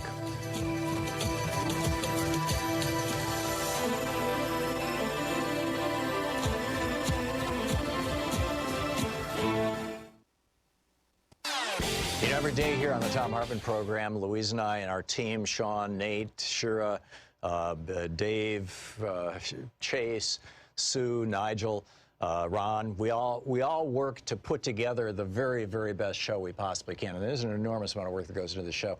And one of the things that comes out of that is a lot of content, a lot of specific information that we go through and we dig out and we want to share with you. And Sue puts that into our newsletter every week. And I think you will, if you don't already receive our newsletter, it comes in email every day, about an hour after we're off the air, or maybe a couple hours after we're off the air. And Sue goes through and pulls literally every link to every story that we talked about and puts it into the newsletter. It's free. We don't sell a list or anything. You complete safety and security. There's no charge. There's no nothing. Just, plug in your email address over at thomhartmann.com. And you get signed up for the newsletter. It's all fairly obvious. You'll see it on the website. So check it out, thomhartmann.com. Thank you. Want to connect with the show online? You can find the Thom Hartmann Program on Facebook, Twitter, and Instagram.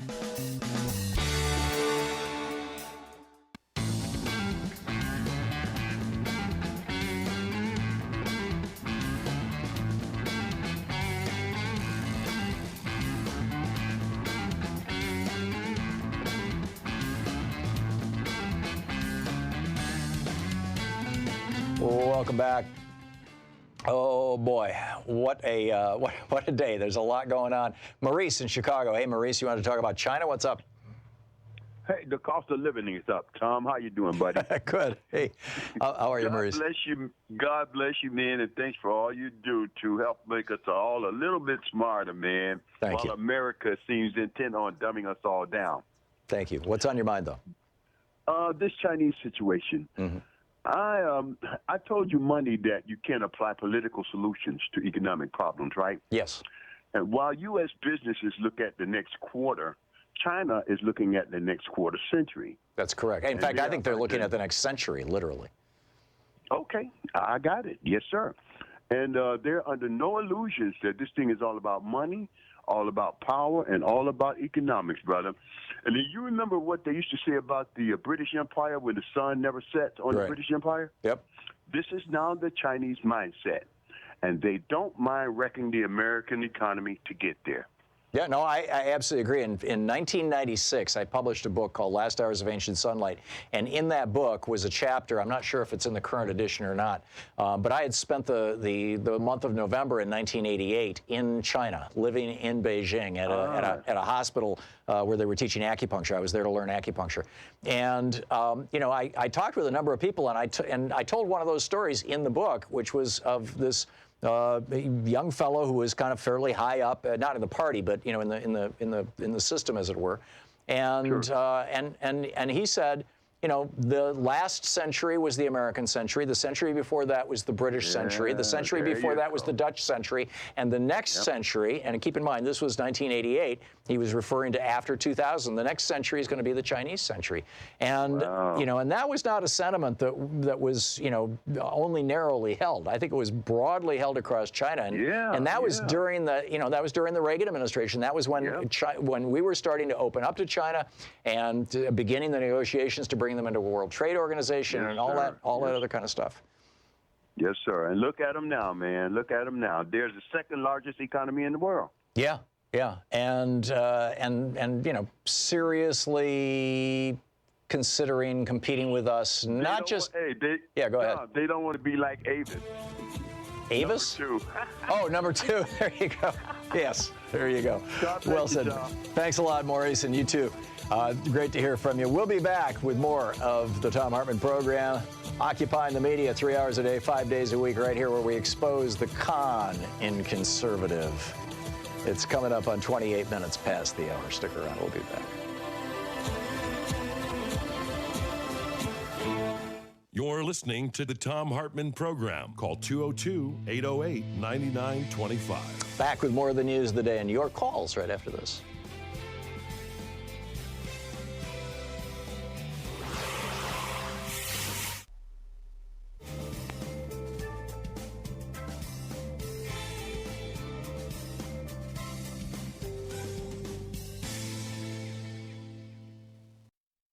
It's the Mueller report. We're reading from page 50. They're talking about this is under the section Intrusions Targeting the Administration of U.S. Elections. The GRU is the Russian intelligence service, or a Russian intelligence service. GRU officers, redacted by Bill Barr, scanned state and local websites for vulnerabilities. For example, over a 2-day period in July 2016, GRU officers, redacted by Bill Barr, for vulnerabilities on websites of more than 24 states. And then the rest of the page and all the footnotes are redacted. Page 51, the top paragraph is redacted. Similar redacted for vulnerabilities continued throughout the election. Unit 74455 also sent spear phishing emails to public officials involved in election administration and personnel at companies involved in voting technology. Excuse me. In August 2016, GRU officers targeted employees of Redacted, a voting technology company that develops software used by numerous U.S. counties to manage voter rolls, and installed malware on the company network. Similarly, in November 2016, the GRU sent spear phishing emails to over 120 email accounts used by Florida county officials responsible for administering the 2016 U.S. election.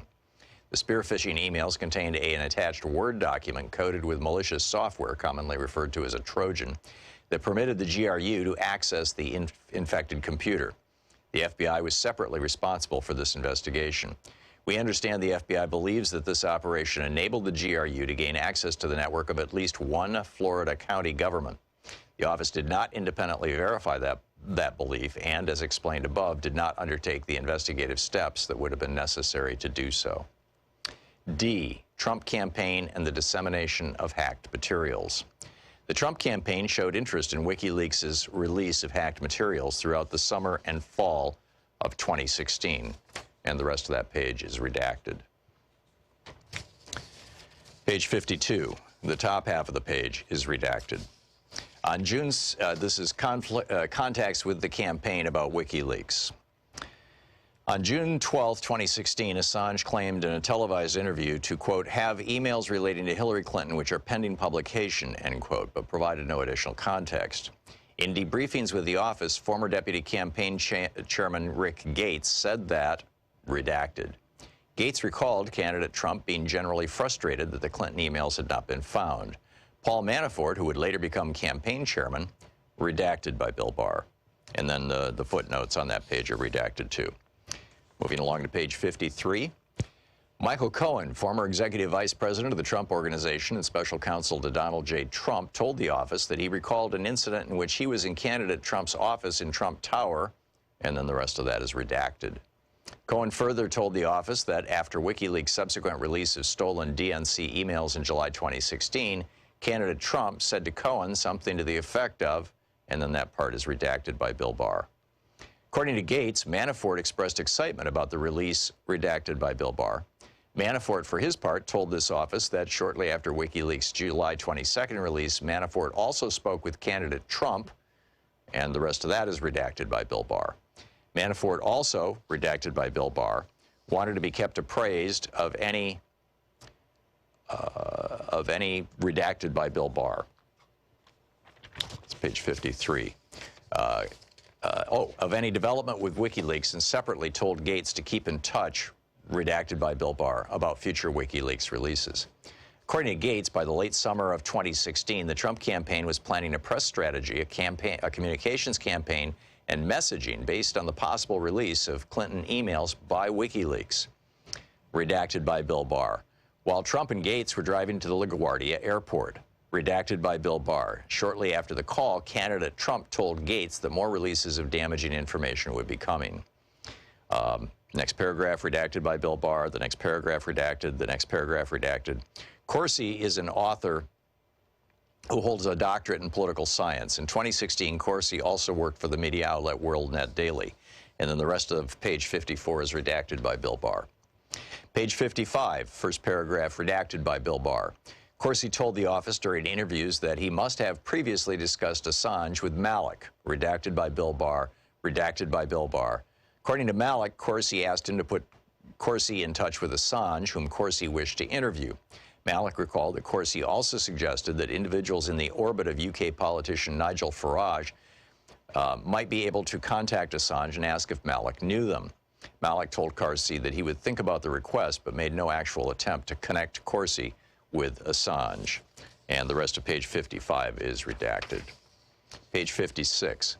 Malik stated to investigators that beginning in or about August 2016, he and Corsi had multiple FaceTime discussions with WikiLeaks, redacted by Bill Barr, had made a connection to Assange, and that the hacked emails of John Podesta would be released prior to Election Day and would be helpful to the Trump campaign. In one conversation in or around August or September 2016, Corsi told Malik that the release of the Podesta emails was coming, after which, quote, we are going to be in the driver's seat. And then the rest of that page is redacted by Bill Barr. Page 57, the entire page 57 is redacted by Bill Barr.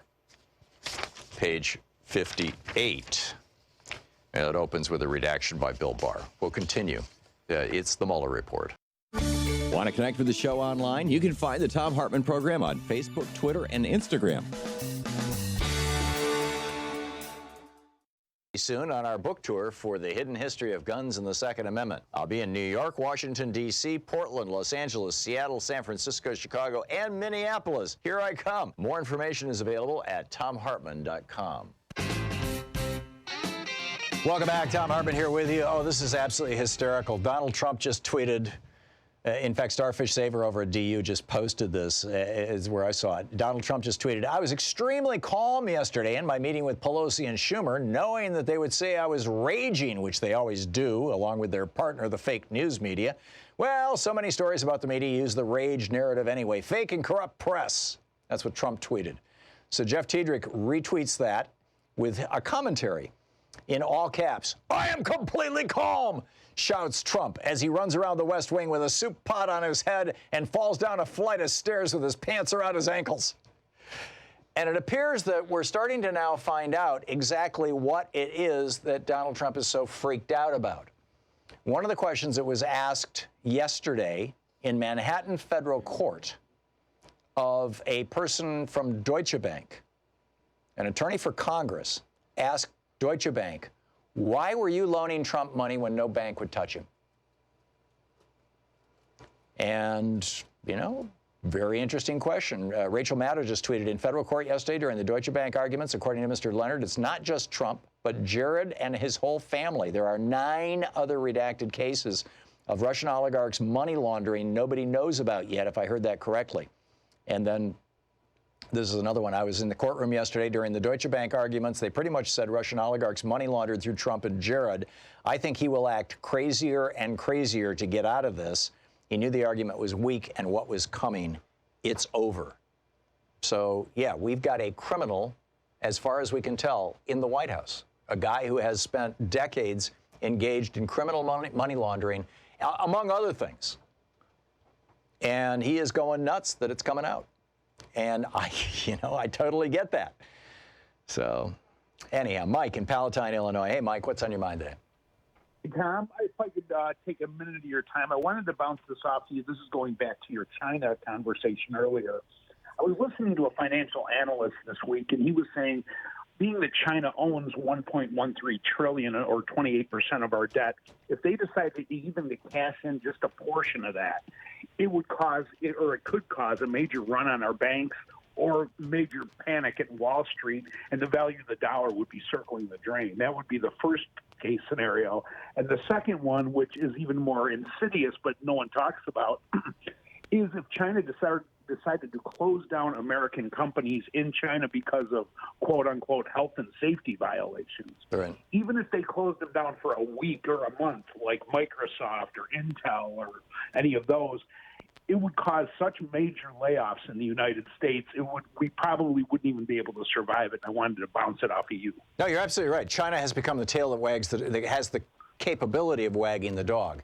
And so far, they have been unwilling to do that. They've been, they've just been carefully and slowly growing and getting more and more powerful and, building their military, building their economy, building their infrastructure. It's a fully modern 21st century country now. They still are getting all kinds of breaks through the World Trade Organization because they are still considered by the WTO a developing country. So they have special exclusions. They have the right to tariffs. There's all kinds of things that they can do that, for example, any European country can't do. And they're exploiting that, and they're using that. But you're absolutely right. If they were to, and there's 1,000 different pretexts that they could use, if they were to shut down some of the major manufacturing lines for American products, that are American brand products, that large American corporations, literally must have this stuff in order to continue selling their products. If they were to do that, or if they were to go into the Treasuries market, and they wouldn't even have to dump all 1.2 trillion they're sitting on. I mean, they just dumped 20 billion, and it's got the Financial Times freaked out on their front page. If they went in and dumped just 100 billion or 200 billion dollars, less than 10%. Well, 200 billion would be a little more than 2%, 20% of, or 10%, excuse me, of their total holdings. It would destabilize bond markets all around the world. Now, the problem that they would have is that the value of their own investments would go down, but they could take the United States down. And yeah, and the thing about closing down American corporations is they're state-run. So who's Microsoft going to complain to if they get shut down because of health and safety violations? Yeah, exactly. And like I said, there's other reasons that they could do as well. But spot on, Mike. You have identified a fundamental weakness. The other one, and thanks for the call, Mike. The other one that nobody's talking about is that we now know that multiple foreign countries, not just Russia, multiple foreign countries were inside our election infrastructure in the months leading up to the 2016 election. We, to this day, don't know which states might have been where the election outcomes might have been altered. We don't know if any of them were altered. We don't know. We just have no idea. And when the House of Representatives passed legislation to close those holes and tighten that stuff up and give the states money to harden their election infrastructure, it went to the Senate. Mitch McConnell said, no, we're not going to do that. You know, having foreign countries mess with our elections worked out so well for the Republican Party 4 years ago. We're going to try it again. And, you know, that's pretty bizarre stuff, but that's exactly where they are. Thomas in Gardenia, California, listening on 90.7 FM. Hey, Thomas, what's on your mind? Hey, how's it going, Tom? Thanks for taking my call. Just wanted to talk about something Bernie Sanders was talking about earlier about free college. Mm-hmm. Now, we have this issue where colleges with massive endowments are not outputting at higher levels, but they're raising the prices.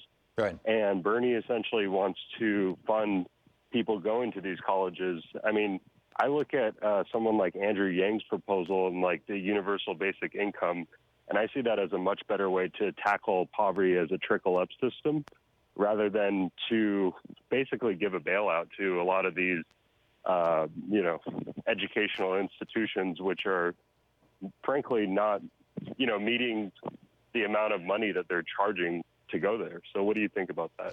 I think they're two separate issues. With regard to the universal basic income, I think it's fascinating. I would, you know, and there are tests of these going on, mostly in cities around the world. There's one going on in Canada. There was one in Denmark. And you know, I think this is something that we're probably going to have to, not going to have to, we absolutely should, but I think because of automation, we're going to have a serious conversation about in the developed world. With regard to education, the thing that I think is really important to remember, people say, well, you know, why should we bail out? Why should we forgive the debt, the $1.5 trillion in student loan debt? That's just, you're giving a gift to people, right? And a lot of those people came from wealthy families, and they still have student loan debt, you know, for whatever reason. Why are you helping them out? That is a regressive thing to do. And the answer is very simple. And it's the exact same reason why we have public schools, because actually for two reasons. Number one, we know that when we have a well-educated populace, it's better for our country. You know, for years, the hard right has made the argument against public schools, and they literally have been making this argument. Betsy DeVos is kind of at the top of the pile of this, that, you know, hey, I've got no kids, so why should I pay property taxes for public schools, right? You know, why should government pay for public schools when, you know, half of us don't have children? Well, because it's best for society. And the same is true of college, of free college for everybody, and paying off everybody's college loans. It's just best for society. That's number one. The second reason is we know from our experience with the GI Bill, from you know 1945 until the late 1960s, when the GI Bill expired, the last people going to college and the GI Bill ended up.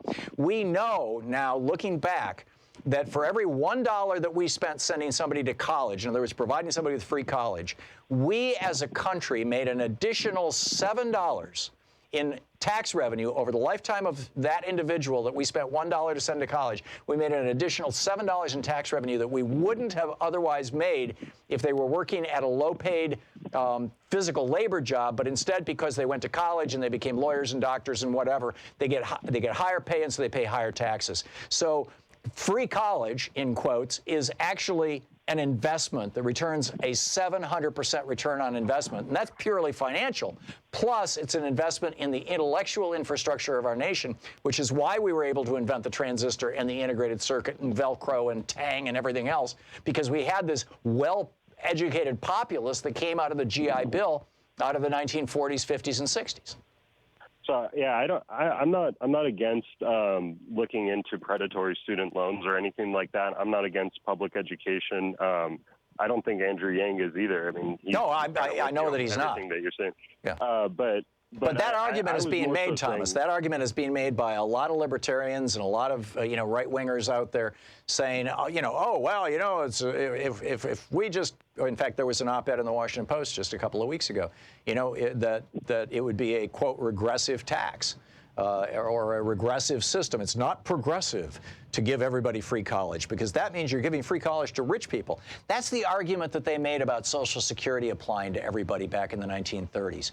Oh, you've got to means test this. Only give it to poor people. Well, as soon as you start means testing it, you turn it into welfare. And as soon as you turn it into welfare, you can change the criteria. And you can, and then it gets harder and harder and harder to get. And we don't want education to get harder and harder to get, because the benefits to us as a society of everybody having a free college education, or everybody being educated, are absolutely massive and measurable. So I agree with you. I think one of the issues there is that you have, a lot of these college degrees are going to get eaten up by automation, even if it's something like being a lawyer or something like that. So no, I get that. And now doctors, by the way, the artificial intelligence can diagnose lung cancer from an X-ray better than a doctor can. Thomas, I'm sorry we're out of time, but it's a fascinating conversation. We'll continue our conversation after the top of the next hour. Up next, Talk Media News. You're listening to Thom Hartmann. Visit ThomHartmann.com for audio and video archives. In about 4 minutes, Bob Ney will be dropping by to bring us up to date on what's the latest going on in the world and provide his unique perspective as a former member of Congress. Stick around.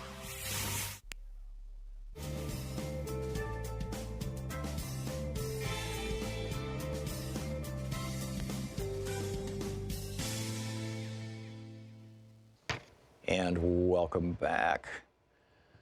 Oh, let's see here. Charles in Prescott Valley, Arizona, watching us on Free Speech TV. Hey, Charles, what's on your mind? And by the way, just a heads up to everybody who's watching or listening, the next hour, I said we'll continue the conversation at the top of the next hour. We actually won't. The next hour is going to be Professor Richard Wolff for the whole hour. We're going to really dig into economics, do a deep dive. So anyhow, Charles, you're on the air. What's up? Yes, hi, Tom.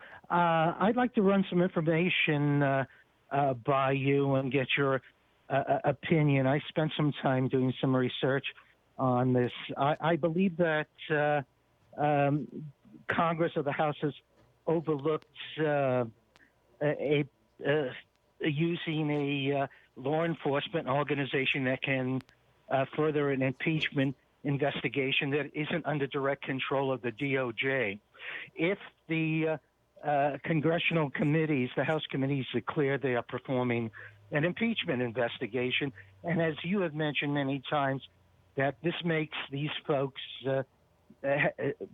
acquire a judiciary function. Right. They acquire power, Article 3 powers in addition to their Article 1 powers.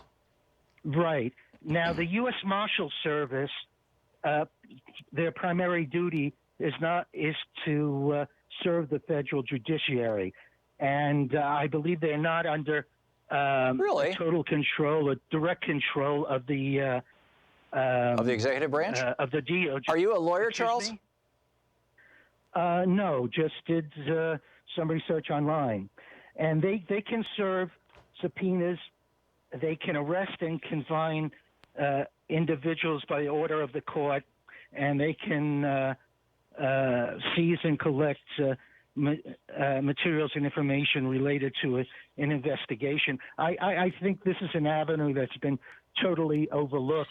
And Nancy Pelosi wants all the evidence to stack up. Well, they can get it all at once, just about, without going through a court procedure. Who is? I know virtually nothing about the Federal Marshal Service other than that TV show I saw years ago about people being hid out in places. So, who's in charge of it? What is the agency, and who's the director of that agency, and who appoints that director? Well, at this point, I don't know. They've been out of the argument, basically, or the issues that I've brought up at this point, and they're kind of looked as functionaries, although they go out and they do. They also are in charge of investigating prison malfeasance and right, and they run the WITS. Is it called the WITSIG program? The people who are hiding because they were informants on the mob kind of thing. Yes, Witness protection program. They'll also do that also, but it's stated online that their primary objective or control is through the federal judiciary. That's fascinating. I'll ask Bob Ney about that. He may know something. I'm going to have to spend some. And the reason I'd like to, get your ideas about this is that you do have relationships with some congressmen, Connor and Pocan. Yeah. Nice. Well, let me dig into it, Charles. I agree with you. But it may be, it may not be. So we'll have to find out. Let me dig into it. Thanks a lot for the call. That's a fascinating suggestion. We'll be back with Bob Ney with Talk Media News right after this. Stick around.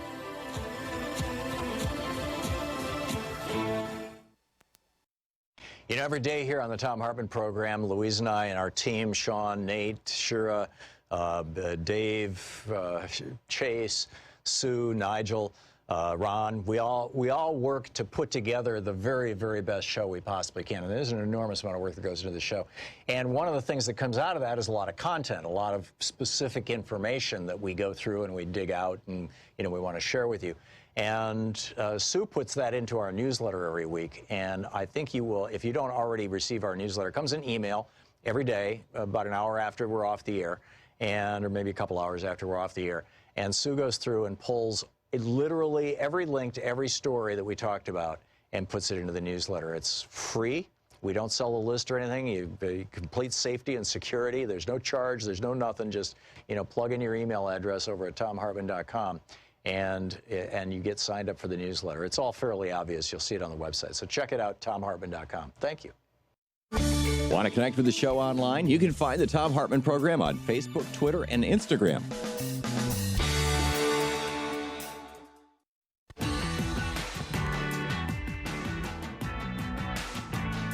And welcome back. Let's find out what's going on in the world today. This report brought to you by goatsfortheoldgoat.com and Loving What You Do, new book by Ellen Ratner. On the line with us is the author of Sideswiped, the former congressman from Ohio, Bob Ney. Bob, welcome back to the program.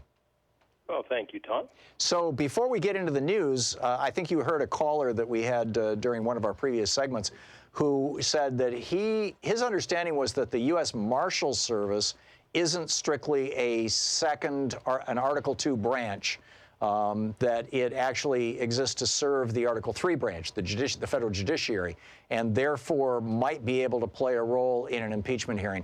Do you know anything about that? No, I don't, Tom. All I knew was the federal marshals, after 9/11, we had to go through DOJ, I think it was, to utilize them, for some security issues we had. Okay, so then in all probability they are an Article II branch, and to get their help, Congress would have to go to Bill Barr. I would assume. Yeah. Now, I could be really wrong on that, but sure. I know we had to go to DOJ when Steny Hoyer and I were with House administration with some security issues. Right, I got it. Okay, so what's up in the world today, Bob? Well, the famous meeting that was 3 minutes long. Right, yesterday in the White House? Right. We were talking about that all day today. But it's a whole series of things, too. Obviously, 2 court decisions this week were not in favor of the Trump administration, and one being the Deutsche Bank, and then, of course, the other right now is Wells Fargo is one bank, and there's a second bank that are turning over financial records as we speak, and all the media stories said were, thousands of pages of financial records. Of course, that would be for the Trump organization before he became president. Now, we're assuming also that New York State would have access to some of those materials too, because New York State has a separate investigation going on. Right, but basically, the investigation. I'm sorry. Go ahead. Right. Sure, New York State, which again is more perilous actually in a sense for President Trump than a federal investigation at this point in time. Right. Because of the fact that you can't use executive privilege. It would be pertaining also to the family who are also in the White House that run the business. And if something happened, in the end, there can't be pardons for state. Well, and in addition to that, I mean, he can tell Bill Barr, who works for him as the head of the Department of Justice, do this or don't do that, and Bill Barr may or may not do it, but he can still tell him. He can't tell the Attorney General of the state of New York anything. Correct. And, over the years, there's always been this, theory that, Department of Justice is totally separate from presidents, and that technically they may not get the direct word from presidents, although this one they may have, but they still have an inner function, let's face it, with the executive branch that appoints them, whether it's written or unwritten, it's out there. Yeah. Now yesterday, I'm sorry, go ahead.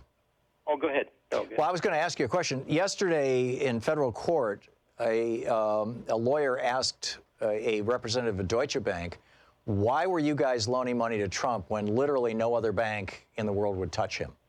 And we don't know the answer to that question, but if the answer to that question becomes, well, because Deutsche Bank has already pled guilty to money laundering and paid a huge fine. And if the answer is, well, that was part of the time when we as a bank were behaving like a criminal enterprise and we were hooking up with criminals like Trump and Kushner's, and so that's what it was. I mean, if that comes out, obviously it would be done in a flowery legal language, but if that comes out, what do we do? Well, Maxine Waters, the chair of the financial institutions, Tom, who was my ranking member when I chaired the housing subcommittee, she has always had a certain suspicion about the Deutsche Bank. And a lot of people said that, she was just saying things, but she's always had suspicions out there about their activities, and she's tried to dig into it. Now she's chair of the Financial Institutions Committee. So information that will flow out. Now there's an aspect and a facet that, of course, the Judiciary Committee under Chairman Nadler has, but also Maxine Waters, I am sure, will dig into the information coming on Deutsche Bank in two aspects. One, money laundering, period, and second, the connection with Trump and why the loans were issued by a German bank, instead of some other bank somewhere in the world. And so that's closing in. And, of course, the president is in total warfare now. He took on Tillerson, too, his former Secretary of State, called him, I think, dumber than a rock, because Tillerson didn't really make, honestly, if you read the comment, it wasn't where he said Trump was dumb. What he said was Putin was more prepared for the meeting. Right. And one would expect after a couple of decades, Putin would be more prepared for a meeting than probably anybody. Yeah. Well, he knows what he's doing. I mean, he's a smart guy, and he's running a big country, and you don't get there, by accident, unlike Trump. Right.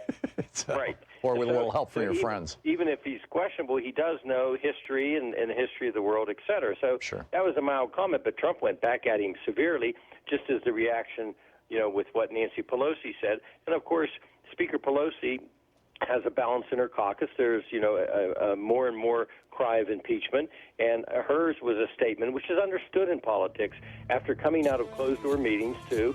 It's a statement about what she feels the president's done wrong. Anybody could understand that, but that obviously hit a nerve. Yeah, she also sort of indirectly questioned his manhood. Maybe he's just not up to it, right? That's got to make him crazy. She knows how to battle back. Yeah, there you go. Bob Ney with Talk Media News, the author of Sideswipe. Thank you, Bob. Thank you, Tom. Good talking with you. We'll be back. Richard Wolff is going to be with us for the hour. Stick around. You're listening to Thom Hartmann.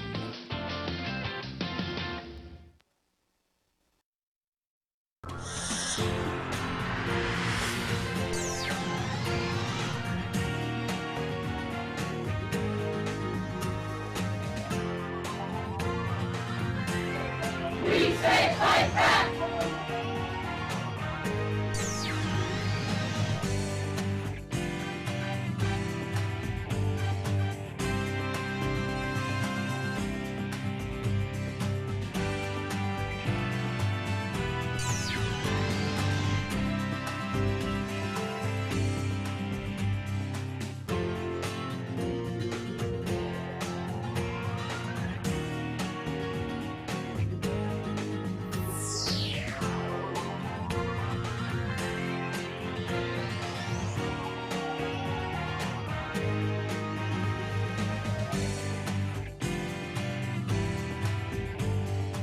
It's the Mueller report. We're reading from page 50. They're talking about this is under the section Intrusions Targeting the Administration of U.S. Elections.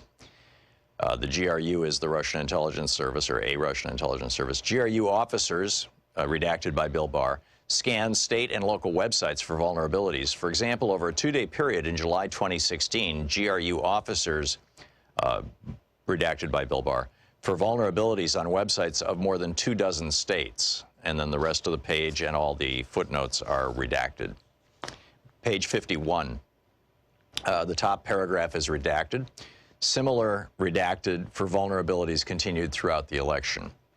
Unit 74455 also sent spear phishing emails to public officials involved in election administration and personnel at companies involved in voting technology. Excuse me. In August 2016, GRU officers targeted employees of Redacted, a voting technology company that develops software used by numerous U.S. counties to manage voter rolls, and installed malware on the company network. Similarly, in November 2016, the GRU sent spear phishing emails to over 120 email accounts used by Florida county officials responsible for administering the 2016 U.S. election.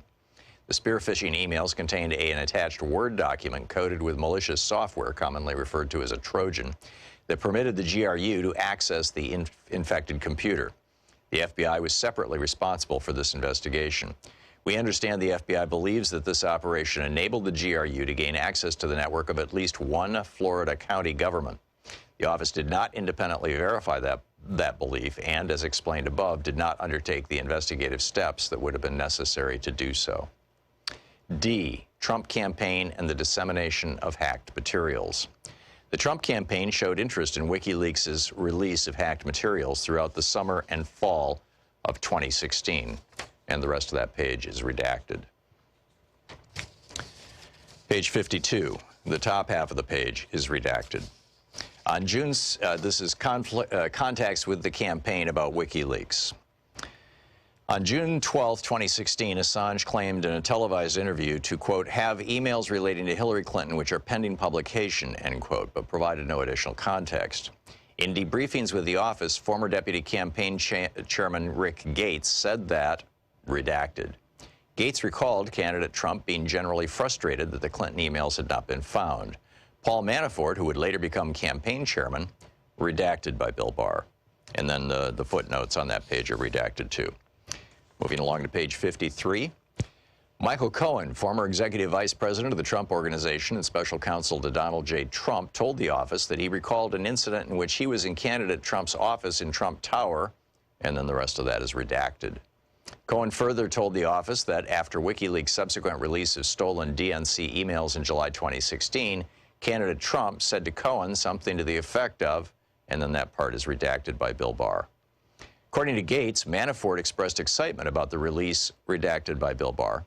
Manafort, for his part, told this office that shortly after WikiLeaks' July 22nd release, Manafort also spoke with candidate Trump, and the rest of that is redacted by Bill Barr.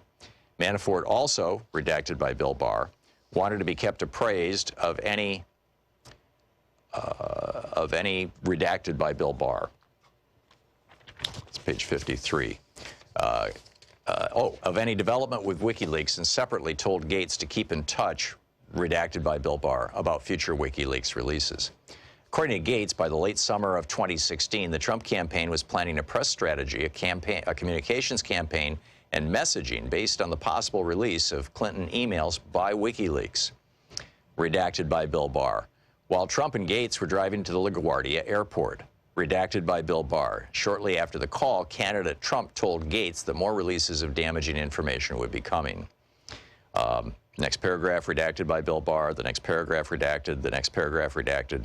Corsi is an author who holds a doctorate in political science. In 2016, Corsi also worked for the media outlet WorldNet Daily. And then the rest of page 54 is redacted by Bill Barr. Page 55, first paragraph redacted by Bill Barr. Corsi told the office during interviews that he must have previously discussed Assange with Malik, redacted by Bill Barr, redacted by Bill Barr. According to Malik, Corsi asked him to put Corsi in touch with Assange, whom Corsi wished to interview. Malik recalled that Corsi also suggested that individuals in the orbit of UK politician Nigel Farage might be able to contact Assange and ask if Malik knew them. Malik told Corsi that he would think about the request, but made no actual attempt to connect Corsi with Assange. And the rest of page 55 is redacted. Page 56. Malik stated to investigators that beginning in or about August 2016, he and Corsi had multiple FaceTime discussions with WikiLeaks, redacted by Bill Barr. had made a connection to Assange, and that the hacked emails of John Podesta would be released prior to Election Day and would be helpful to the Trump campaign. In one conversation in or around August or September 2016, Corsi told Malik that the release of the Podesta emails was coming, after which, quote, we are going to be in the driver's seat. And then the rest of that page is redacted by Bill Barr. Page 57, the entire page 57 is redacted by Bill Barr. Page 58, it opens with a redaction by Bill Barr. We'll continue. It's the Mueller report. You know, every day here on the Thom Hartmann Program, Louise and I and our team, Sean, Nate, Shira, Dave, Chase, Sue, Nigel, Ron, we all work to put together the very, very best show we possibly can. And there's an enormous amount of work that goes into the show. And one of the things that comes out of that is a lot of content, a lot of specific information that we go through and we dig out and, you know, we want to share with you. And Sue puts that into our newsletter every week. And I think you will, if you don't already receive our newsletter, it comes in email every day, about an hour after we're off the air, or maybe a couple hours after we're off the air. And Sue goes through and pulls literally every link to every story that we talked about and puts it into the newsletter. It's free. We don't sell a list or anything. You complete safety and security. There's no charge. There's no nothing. Just, you know, plug in your email address over at thomhartmann.com. And you get signed up for the newsletter. It's all fairly obvious. You'll see it on the website. So check it out, thomhartmann.com. Thank you. Page 58. And it opens with a redaction by Bill Barr. We'll continue. It's the Mueller report.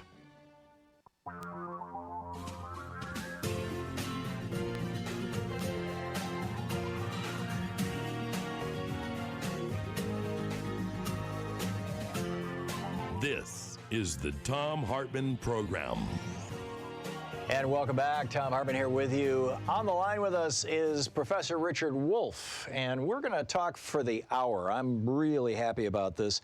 Dr. Wolff is the economist, co-founder of Democracy at Work, democracyatwork.info. His website also rdwolff, WOLFF.com. His Twitter handle is Prof. Wolff with 2 Fs. Dr. Wolff, welcome back. Thank you, Tom. Glad to be here. So you are a professor of economics, and I would like to, with this hour, with your permission, basically do a kind of Econ 101 class. You up for it? Sure, absolutely. And let's get into, you know, first of all, I'd like to go through some definitions and you know, what these things mean and where these meanings came from and why it's important that we understand them. Like, for example, starting out, what is capitalism and why is it that particularly our political class, but also our media class, are constantly conflating capitalism and democracy? What is capitalism literally? What does it mean to be a capitalist? And what does that or have or not have to do with democracy? Well, I mean, the connection between capitalism and democracy is 100% ideological. It is the effort, which is as old as modern capitalism, to make an equation, to convince people, to persuade perhaps the people who said it themselves, that bringing capitalism into being as the economic system we live with somehow brings with it necessarily democracy, so that it becomes such a close relationship that the terms even become synonymous with one another in people's speech. In reality, in terms of the strict definition, this is simply not the case. The notion of democracy is much, much older than the notion of capitalism. It goes back at least as far as ancient Greece. It is a word that has Greek roots anyway. It has a simple, basic idea that a democracy exists if and when the people affected by decisions are automatically and by right given the participation in reaching those decisions. So in a simple example, here in the United States, because, say, the mayor of a community makes decisions that affect the people living in the community, they have to participate. And one way to organize that, not the only one, but one way that we use in the United States is we have an annual voting or every other year voting, and that gives the people affected by the mayor's decisions participation in reaching those decisions, because if they don't like what a mayor does, well, then they vote that one out and vote another one in, et cetera, et cetera. Right. So this is a very old idea and really exists separately from the question of the economic system. And I can illustrate it best, again, with ancient Greece. Athens, a place where many people think democracy was born. They were very committed to having popular participation in decisions. They talked about it all the time. However, they were also a slave economic system that divided people into the master and the slaves. And once you study ancient Athenian democracy, you discover that, yes, they were democratic, but they were democratic of, by, and for the masters.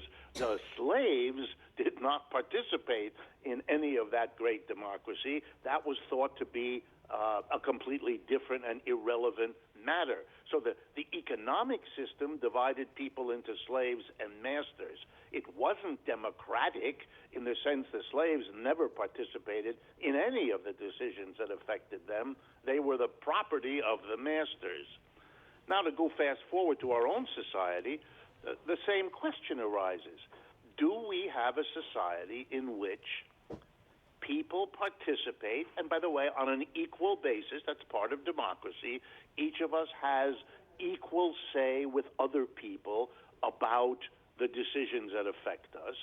It seems to me crystal clear that it is, I'm going to be nice and polite now, a major stretch to call the United States a democratic society when you consider how many people are excluded from decision-making and how unequal we allow people to be in reaching social decisions of all kinds.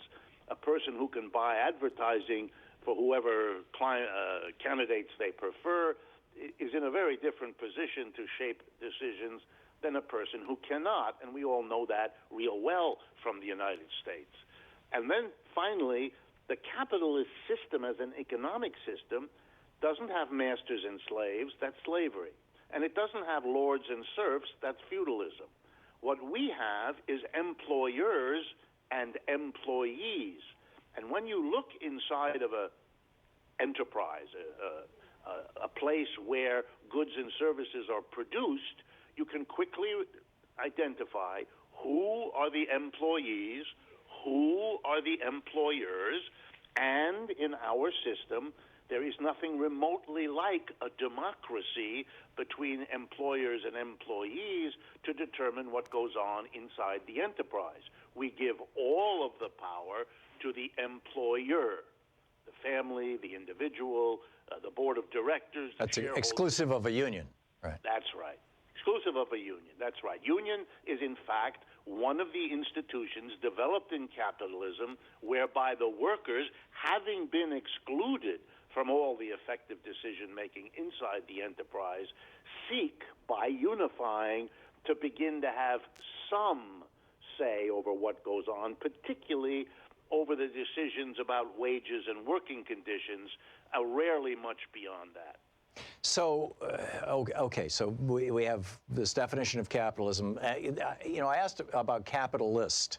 My rant has been basically that a capitalist is a person who makes money off capital. That Warren Buffett is a capitalist. He invests money and he makes his living off his investments.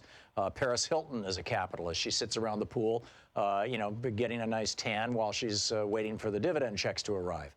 But for some reason, these reporters keep walking up to people, and including politicians, and saying, "Are you a capitalist or a socialist?" "Oh, I'm a capitalist." And I want to go, there's probably only a couple 100,000 capitalists in the United States. People are just living off their investments. Is that a reasonable definition, or am I out in space here? No. You are literally and exactly correct. The number of capitalists, that is, people in a position to employ others. And remember what a capitalist does. He or she starts with a sum of money, let's say $100, doesn't make any difference. And the whole point and purpose of going into production of a good or a service is to come out at the end of the year with more money than you put in. In other words, you laid out $100 to buy inputs and hire some workers, and they produced an output which you sold. And the whole point and purpose of the enterprise is to get more revenue when you sell the output than it cost you to secure the inputs. That's what a capitalist is. And to go up to a reporter or a politician who does not engage in what I just described and have him or her say, I'm a capitalist, means they really don't understand what it is they're saying. What they probably mean is they like the capitalist system, or they're satisfied with it, or it's okay with them. But the notion that they are themselves a capitalist, that's simply misunderstanding what the terms mean. Yeah. Now, I have, also I'd like to draw a distinction between capitalism, capitalists, and free enterprise, if that's an appropriate distinction. I've started, I think, 7 businesses in my life that achieved some sort of critical mass. Several of them did very well. This business, let's just use the example of this radio show. Louise and I started this. We had retired. I was living in Vermont. I was just writing books, and we had sold a business in Atlanta to our employees. They paid us out over 7 years. And we started this show. The first 4 or 5, 6 years of this show, we lost money on the show. In fact, we cut our retirement savings by probably 3/4 in order to fund the show. Since then, the show has started producing some revenue. We've been able to pay back most, in fact, I think all of that money, and also take a salary. But I'm not living off money that, well, I guess you could argue that I'm living off money that I invested, but if I don't show up for work tomorrow, there's no show, and I get no income. So it seems to, in a way, I'm kind of trapped by my own success. That's not capitalism, or at least it seems like it's not capitalism by my definitions. What is that? Is that free enterprise?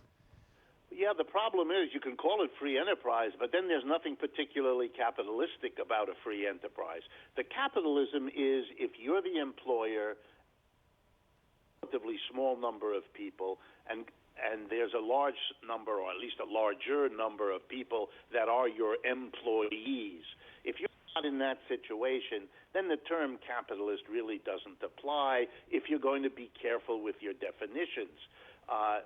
The reality is that free enterprise is literally unrelated. I'll give you an example. There were loads of slave plantations. They were not run by the government. They were run by private individuals who set up an enterprise using money to buy slaves and put them to work. They had every right to call that, quote unquote, a free enterprise. Ditto, a lord in a feudal society could acquire in a variety of ways serfs and operate a plantation with serfs, and that could be called a free enterprise. So the fact that in a capitalist system there are people who don't choose to get slaves in our country because it's illegal, right, or they don't choose to get serfs because basically it doesn't exist in our society. So the way they carry out their business, their enterprise, is by hiring workers. Right. But so am I an entrepreneur? Would that be the word? We got about 40 seconds to a break here. Absolutely. Entrepreneur comes from the French words undertaking. You undertake to produce some goods and services. You may do it by yourself. You may do it with hired people. If you do it with hired people with the goal of having more money at the end than you started with, then you're a capitalist. Yeah, fascinating stuff. It's Econ 101 here today. Actually, I'd say 202 or 303 with Professor Richard Wolff, the author most recently of Capitalism's Crisis Deepens, Essays on the Global Economic Meltdown, the co-founder of democracyatwork.info. His website, rdwolf.com with 2 Fs, his Twitter handle, ProfWolf. We'll be back as we continue asking about neoliberalism and Marxism and communism and socialism and imperialism and all these things. Stick around. This is the Thom Hartmann Program. And who is Henry George? And what about Schumpeter? And why should we care? And I've got so many questions. Stick around. We'll be right back.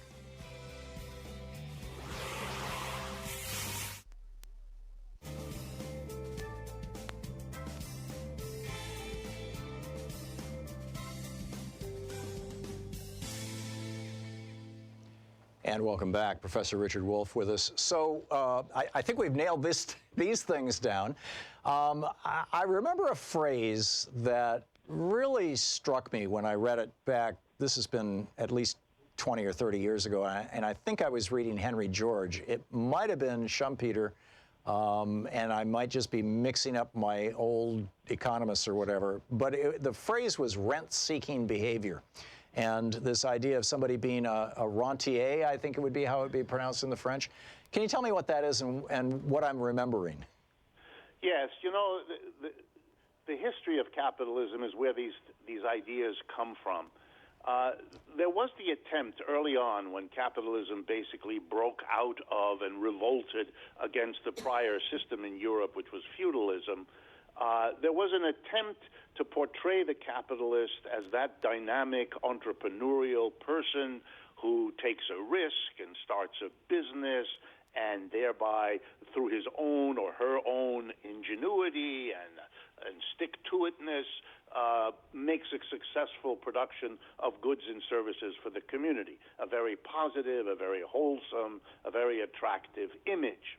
And in that image, there's nobody laying around, as you said at the beginning of the program, getting a nice tan at the pool and cashing in on all of this. That would have been the last image in the world they would have wanted to portray. Here's the problem. Over time, capitalism produces, it always does, a core of very, very rich people. They are a minority, a small minority in every case in the history of the world. They are a small minority, but they accumulate wealth far beyond anything they could conceivably want to consume. After the 10th house and the biggest chateau and the biggest yacht, et cetera, what do? Well, they end up becoming an important player in the society, but in an entirely new way. They don't do anything. What they do is give access to their wealth to other people who use it for productive purposes. But they don't do that out of the goodness of their heart. What they say to other people who are ingenious and who do want to start a business, you have a good idea, you have a lot of energy, but you don't have any money because the money is concentrated in the hands of us rich folks. But we will cut you a deal. We'll give you access for a while to some of what we have, but we'll only do that if you take a portion of whatever profits you get and pay us for having given you access to the money we have. That's called rent seeking. And the people who do that, who are rich enough to do it, are called rentiers. People, and all that means is people who live off the rent. These are people who've accumulated money, and typically it's people who've inherited the money from somebody else. They sit with this big pile of money. For example, think of every Rockefeller that we've had since the original John D. All those people inherited wild amounts of money. They make that money available if they choose. They're entirely free to do it or not do it, but they can make it available and demand a cut of whatever is done with it, and that's their rental receipt, and they can live off that really well. Fascinating stuff. We're talking with Dr. Richard Wolff. We'll be right back. It's 22 minutes past the hour. It's the Thom Hartmann Program, your media support group for we the people. Talk media for the sane among us. Stick around. We'll be right back.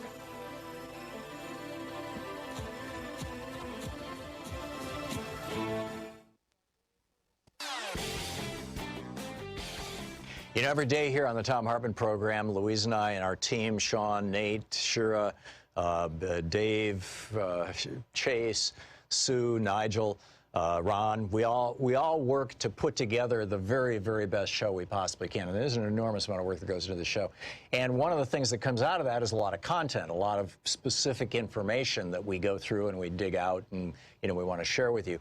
And Sue puts that into our newsletter every week. And I think you will, if you don't already receive our newsletter, it comes in email every day, about an hour after we're off the air, or maybe a couple hours after we're off the air.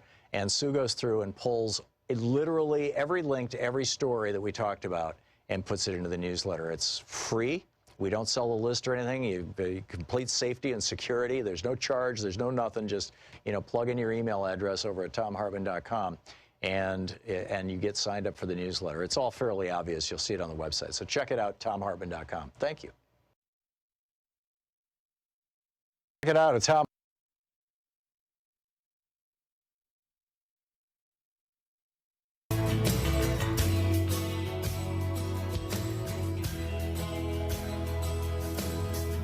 Welcome back. We're talking with Professor Richard Wolff. We were just talking about rent-seeking behavior, the rentiers, the people who basically make some of their money available to others, or part of their estate. You can live here, part of the field. You can grow things here, whatever it may be. As one of the early moments that broke out of feudalism and into capitalism, how has that evolved over the years? Is that what we call modern capitalism? Well, it's changed. This has happened in every place where capitalism came. Sort of the early history goes something like this. A human being has an idea for a product or a service that the community in which he or she lives wants, and they figure out a new or a better way to produce it, better quality than exists, lower price to do it than exists, or maybe both. And they go into business and they work real hard, and typically they work hard right alongside the people they employ, and hopefully it all works out really well. The problem is that lots of people typically do that. In fact, the minute one person does such a thing, it's an immediate incentive for other people to get in on the same good idea and kind of ride piggyback. The end result of that, which capitalism fosters, is what we call competition, the coexistence of multiple producers competing with one another to serve the market. The nice part is that here comes the underside, the other side. In that competition, some win and some lose.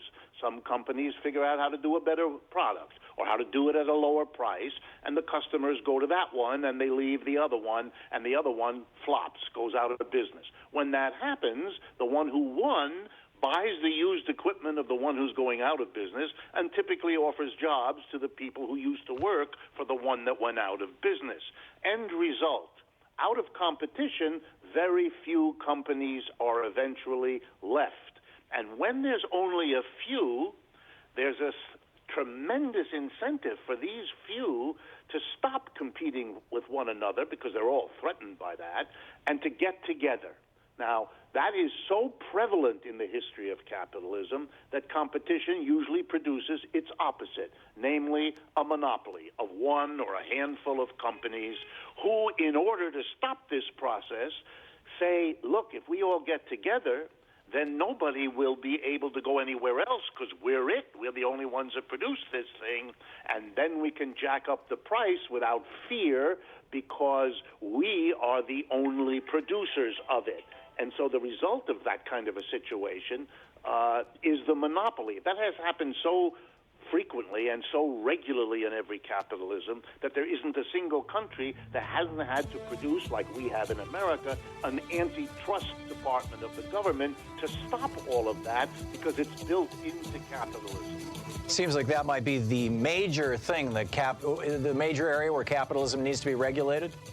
It's one of the basic ones, because otherwise a small number of businesses will rip everybody off. It's happened in every industry. There you go. Professor Richard Wolff. We'll be back after the break here at the bottom of the hour. You're listening to the Thom Hartmann Program. Call 202-808-9925. Actually, don't call, because Dr. Richard Wolff is with us for the hour. The economist, co-founder of Democracy at Work. We'll be back with Professor Wolff in just a moment.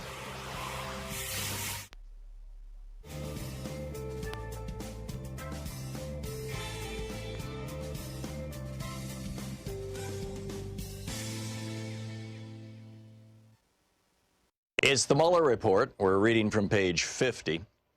They're talking about this is under the section Intrusions Targeting the Administration of U.S. Elections. The GRU is the Russian intelligence service, or a Russian intelligence service. GRU officers, redacted by Bill Barr, scanned state and local websites for vulnerabilities. For example, over a 2-day period in July 2016, GRU officers, redacted by Bill Barr, for vulnerabilities on websites of more than 24 states. And then the rest of the page and all the footnotes are redacted. Page 51, the top paragraph is redacted. Similar redacted for vulnerabilities continued throughout the election. Unit 74455 also sent spear phishing emails to public officials involved in election administration and personnel at companies involved in voting technology. Excuse me. In August 2016, GRU officers targeted employees of Redacted, a voting technology company that develops software used by numerous U.S. counties to manage voter rolls and installed malware on the company network. Similarly, in November 2016, the GRU sent spear phishing emails to over 120 email accounts used by Florida county officials responsible for administering the 2016 U.S. election. The spear phishing emails contained an attached Word document coded with malicious software, commonly referred to as a Trojan, that permitted the GRU to access the infected computer. The FBI was separately responsible for this investigation. We understand the FBI believes that this operation enabled the GRU to gain access to the network of at least one Florida county government. The office did not independently verify that belief and, as explained above, did not undertake the investigative steps that would have been necessary to do so. D, Trump campaign and the dissemination of hacked materials. The Trump campaign showed interest in WikiLeaks' release of hacked materials throughout the summer and fall of 2016. And the rest of that page is redacted. Page 52, the top half of the page is redacted. On June's, this is contacts with the campaign about WikiLeaks. On June 12, 2016, Assange claimed in a televised interview to, quote, have emails relating to Hillary Clinton which are pending publication, end quote, but provided no additional context. In debriefings with the office, former Deputy Campaign Chairman Rick Gates said that, redacted. Gates recalled candidate Trump being generally frustrated that the Clinton emails had not been found. Paul Manafort, who would later become campaign chairman, redacted by Bill Barr. And then the footnotes on that page are redacted too. Moving along to page 53. Michael Cohen, former executive vice president of the Trump Organization and special counsel to Donald J. Trump, told the office that he recalled an incident in which he was in candidate Trump's office in Trump Tower, and then the rest of that is redacted. Cohen further told the office that after WikiLeaks' subsequent release of stolen DNC emails in July 2016, candidate Trump said to Cohen something to the effect of, and then that part is redacted by Bill Barr. According to Gates, Manafort expressed excitement about the release, redacted by Bill Barr. Manafort, for his part, told this office that shortly after WikiLeaks' July 22nd release, Manafort also spoke with candidate Trump, and the rest of that is redacted by Bill Barr. Manafort also, redacted by Bill Barr, wanted to be kept appraised of any redacted by Bill Barr. It's page 53. Of any development with WikiLeaks, and separately told Gates to keep in touch, redacted by Bill Barr, about future WikiLeaks releases. According to Gates, by the late summer of 2016, the Trump campaign was planning a press strategy, a communications campaign, and messaging based on the possible release of Clinton emails by WikiLeaks, redacted by Bill Barr. While Trump and Gates were driving to the LaGuardia airport, redacted by Bill Barr. Shortly after the call, candidate Trump told Gates that more releases of damaging information would be coming. Next paragraph redacted by Bill Barr, the next paragraph redacted, the next paragraph redacted. Corsi is an author who holds a doctorate in political science. In 2016, Corsi also worked for the media outlet WorldNet Daily. And then the rest of page 54 is redacted by Bill Barr. Page 55, first paragraph redacted by Bill Barr. Corsi told the office during interviews that he must have previously discussed Assange with Malik, redacted by Bill Barr, redacted by Bill Barr.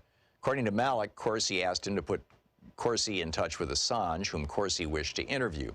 Malik recalled that Corsi also suggested that individuals in the orbit of UK politician Nigel Farage might be able to contact Assange and ask if Malik knew them.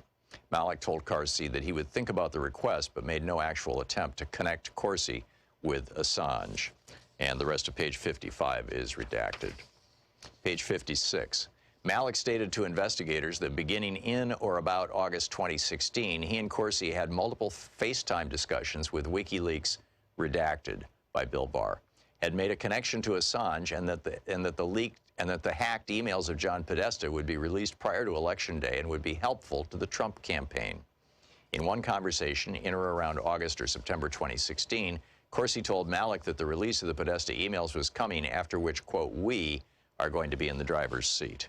And then the rest of that page is redacted by Bill Barr. Page 57, the entire page 57 is redacted by Bill Barr. Page 58, and it opens with a redaction by Bill Barr. We'll continue. It's the Mueller Report. Want to connect with the show online? You can find the Thom Hartmann Program on Facebook, Twitter, and Instagram. Soon on our book tour for The Hidden History of Guns and the Second Amendment. I'll be in New York, Washington, D.C., Portland, Los Angeles, Seattle, San Francisco, Chicago, and Minneapolis. Here I come. More information is available at thomhartmann.com. And Wednesday, June 6th, I'll be in New York City at the Strand on the second floor at 7:30 p.m. signing, I'm going to be giving a talk about the hidden history of guns and the Second Amendment. And on Monday, June 10th, I'll be in Washington, D.C. at Busboys and Poets on K Street. That's at 6:30 p.m. The one in New York is 7:30 p.m., just FYI. Dr. Richard Wolff is with us. We're talking economics here in the broadest sense. And Professor Wolff, one of your most recent books is titled Understanding Marxism. In fact, I think it may be your most recent book. Who was Karl Marx? What is Marxism? Why should we care? Okay, great question. Let me go in reverse order. Why should we care? Well, every country on earth today has in it Marxist organizations, Marxist trade unions, Marxist political parties, Marxist journals. It's part of the world we live in, and sticking our heads in the sand and refusing to engage it doesn't make it go away. It just means we don't understand what it's all about. That's number one. So that's the reason to do it. The number two country in the world economically, with which we are in increasingly difficult relationship, the People's Republic of China, is officially, by its own declaration, a Marxist-inspired and Marxist government. If no other reason made it be important to understand what those words mean, that alone ought to do it for you. Now, as to Marx himself. Very interesting. He was born early in the 19th century, 1818. He died at the end, 1883. So he really is a 19th century man. He grew up in Germany, in the western part of Germany. He went to college, which a tiny number of people in those days did. He became a professor of philosophy. That's what he studied. But he got caught up in the economic struggles of Germany in the middle of the 19th century. They had a big revolution there in 1848. Indeed, they had that all over the world. He got caught up as a young man in all of that and turned his interest to economics. And here's where it gets kind of interesting. He was a young man, and typical of his generation, they loved, and this is important for Americans to understand, they loved the American and French revolutions. The idea that a new world was dawning in which liberty, equality, and brotherhood, the slogans of the French Revolution, and democracy, the slogan of the American Revolution, this was what they all loved. This is what they wanted to bring to Germany, which hadn't yet had it, and they were the generation of Germans that were going to bring it to them. They understood very well that in the French Revolution, the old system, feudalism, was dead and gone, and the new system, capitalism, was going to replace it. No more lords and serfs, no more masters and slaves, a new world of employers and employees working together in enterprises that would somehow usher in liberty, equality, fraternity, and democracy. But here was the problem. By the middle of the 19th century, a good 60, 70 years after the American and French revolutions, Marx, like his contemporaries, looked around the cities, the countrysides of Western Europe, and they said, well, we do have capitalism. It certainly pushed out slavery and feudalism, and that's a good thing. But delivering to us liberty, equality, fraternity, and democracy, no way. We don't have that. We have inequality. We don't have real democracy. We don't give people a chance to really control collectively and equally what happens to them in their lives. And so Marx's quest became simple. How do you account for capitalism, which promised to bring with it liberty, equality, fraternity, and democracy, didn't do it? It betrayed its promise. And Marx's life work is to explain why that happened. And his conclusion is what set him what makes him so famous. He concluded that the reason capitalism couldn't and did not bring the democracy, liberty, equality, fraternity it promised was because of internal contradictions, internal characteristics of capitalism that were not faced up to and that blocked the achievement, the sincere promise of early capitalists to bring those things were frustrated, were betrayed, and the basic argument is this. You can't get liberty, equality, fraternity, and democracy if you allow inside each capitalist enterprise a tiny group of people, a very small minority, to call all the shots. The owner, the board of directors, the shareholders. They're a tiny number of people in any corporation relative to the mass of the employees. And if you allow that minority to have the power to decide what the enterprise produces, how it goes about producing it, where the production takes place, and what is done with the profits that everybody's labor helps to produce, well, you're going to see what we get, which is a society that serves those at the top real well. They're the ones who call the shots. They make the economic system work for them, but for the rest, not so much. So, I mean, I think most Americans, if you said Marxism or, communism for that matter, would point to Joe Stalin and, the death of 20, 30, 40 million people, would point to China and, the Mao's rebooting of communism in the 1960s and 70s that led to a massive famine. I think 34 million people died. How has Marxism gone wrong, or has it been implemented bad? I mean, how do we square that circle, or whatever the cliche is? Well, once you develop a set of ideas, and this has been found by every set of ideas, and you launch your new set of ideas into the world, it's a little bit like having children. They're their own people. They go their own way. They may not go in the direction you hoped for or thought they might. They will be picked up by people, sometimes quite sincerely, who take them in a direction you didn't believe in, or sometimes very cynically, simply used by people. Let me give simple examples. How many people want to question their commitment to Christianity because in Spain, over a certain period, you had an inquisition that killed large numbers of people who didn't abide by the particular Roman Catholic theory that governed in Spain at that time? Or do you want to blame Nazism on Christianity because all of the leaders of Nazi Germany were Christians, many of them quite believing Christian? No, you can understand that there are people and social movements who take the mantle, if you like, of an idea, often a beautiful idea or a good idea, like there are within Christianity and so on, and take them in directions that horrify you, that seem to others within the tradition to be the opposite or the anathema of what happened. I'm not excusing what happened in Russia or China that you just mentioned. That's not my point. My point would be that has to be accounted for, but that's just part of the larger Marxian tradition.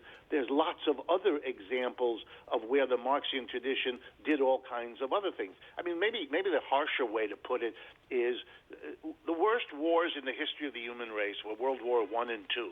Those were wars organized by, fought by, imposed by societies in which capitalism was the dominant economic system. If I'm going to say, if I'm going to start counting dead people by the millions, am I going to count what was done by Europeans in Asia and Africa and Latin America over 400 years of colonialism? I mean, if we really want to go in that direction, we're going to get ourselves very depressed, but we're not going to be depressed only about what happened in bad news in Marxism. We're going to have to see it kind of everywhere. I don't think it's very productive. I think there's no guarantee that if you go in any particular direction, you will not see people abusing it. You have to stay honest to what brought you to it. The Marxian image, the Marxian idea, what makes me interested in it, always has, is the notion that we can do better than capitalism. The irony is Capitalism came about when people thought we could do better than slavery, when we could do better than feudalism, that the human race had a better way to organize its life. That was progressive. We all celebrate that. But the idea that under our system now, history stops, we can't do better, we have nowhere to look for ideas and models, that's just crazy. That's what people did who didn't want slavery to end. That's what people did who didn't want feudalism to end. They wanted to believe it was the end of the world. We now know better, but it would be a shame if we tried to apply to our system what we know didn't apply to any other system. So what are the lessons from Marxism that we can and should apply, or do apply? I mean, you know, is Social Security a reflection of Marxism, or is the Wagner Act, the National Labor Employment Act or Labor Relations Act, the authorization, the legalization of unions, is that a dimension of Marxism? Absolutely. I think Marxism, despite the effort to kill it off, to pretend it died, Marxism is everywhere. That's why I began by mentioning it exists in every country on earth. Of course it has influences. I like to use really simple examples. I live in New York City. In the middle of New York City is there are actually several magnificent parks, but the one I want to talk about for a moment is Central Park. It is the pride and joy of the city of New York. It's an immense park. It's very interesting how we've organized that in this city. There's no money to pay. You can enter the park at dozens of different entrances. You go where you want, when you want. You bring a blanket. You put it down on the lawn. You have a picnic with your friends or relatives. It is here we go now, collective social service. Anyone, rich or poor, young or old, white or black, goes into the park, and we enjoy what? We enjoy in New York not just the greenery and the nice ponds and the beautiful way it is maintained, and very clean and all of that, but we really do enjoy, and I think most of New Yorkers would tell you this, we enjoy the solidarity of it. The fact that people who are different from you, have a different music and eating a different picnic, are 20 feet from you, that everybody is together, that there's a kind of solidarity. It's a wonderful thing. Public schools in many places have that function. How is this different from the Commons? I mean, aren't you describing the Commons? Exactly.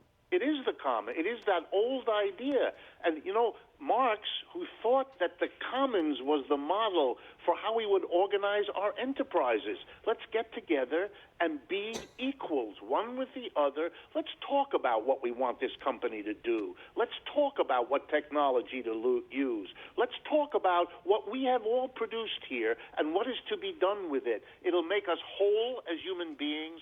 We don't want to be the drones who come 5 days a week, 9 to 5, being told every step of the way what to do by people over whom not only do we have no control, but who could fire us at a moment's notice and deprive our families of support. This is not a way that we need to organize production. It shouldn't be imposed on us.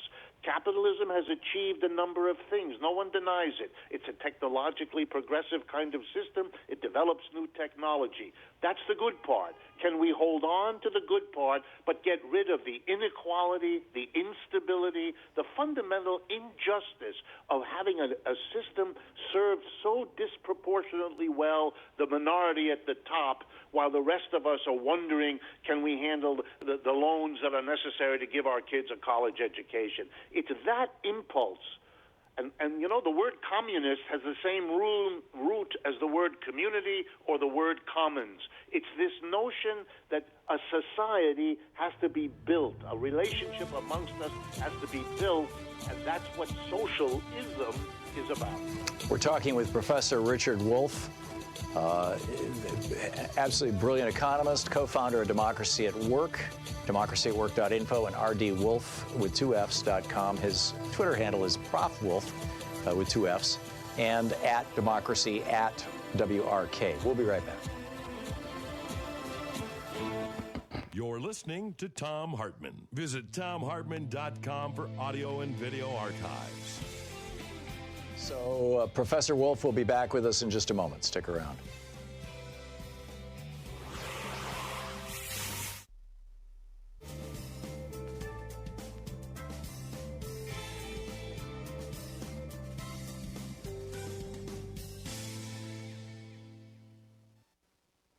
And welcome back. So, Professor Wolf, I think his name was Garrett Harding or something like that. He wrote an essay years ago called The Tragedy of the Commons that argued that whenever you have a commons, like Central Park, for example, eventually a whole bunch of greedy people are going to exploit it, overexploit it, and it's going to collapse. What's your response to that? Well, you know, that's a grim view of human nature. I always understood, every time I've tried to explain what the goals of socialism and communism have been, after we get through the distortions that have happened and being fair about those being part of what has to be dealt with, we get to the better part of it, the hopeful part of it, the goals of it, and then I am greeted with someone who says, well, it's a very nice idea, it's a very nice goal, but it can't be done in practice. Well, you know, I don't know what can or cannot be done. I think the human experience is trying to do it as well as we know how. Will there be people, when we have a commons, who abuse those commons, who try to turn it a common property into a private property, a common space into a space for only a few? My guess is yes, there will be those. And then the question is, will the rest of us who see and understand that risk, will we be able and willing to step up and say, hey, the whole point here is to do something else? I have been, and I suspect most of the people listening or watching us, I have been in a lot of experiences where what you just said is a risk. So it starts to happen. And then I've seen people step up and say, you know, that's not helpful. And enough of us were there, enough of the times, that I'm left with the feeling it's important to define what we want to have happen and to move in that direction. And yes, there will be bumps, and there will be people who want to pervert or distort it, and that is a struggle we have to engage in order to realize the image of a different kind of society, a different kind of workplace that's democratic and cooperative. I'm reminded, if I could end this way, with a person who said something, and the person I picked may surprise you, Winston Churchill. He was asked, what does he think about democratic government? And he said, well, it's messy, it's awkward, it's slow. And the only thing you can say for it is it's better than every alternative. Right. And I love that. I think that he was right about it. The only difference between him and me, I want to apply it to the workplace, where people spend 5 out of 7 days of their life. Most of their adult life is either at work or getting ready for work or recovering from work or planning or educating themselves for work. If democracy is something we really value, then for me, the promise of socialism is the commitment to bring democracy finally to the workplace where it should have been in the first place and where its absence has not done capitalism very much good. Yeah, it's an absolutely remarkable perspective. We'll be right back with more of Dr. Richard Wolff, wrapping up our hour here in just a moment, talking about economics, the core of economics, how it all works, how it all came about, what the history of it is, what it means, what these words mean. Stick around. We'll be right back. It is 52 minutes past the hour here on the Thom Hartmann Program. Dr. Wolff is with us.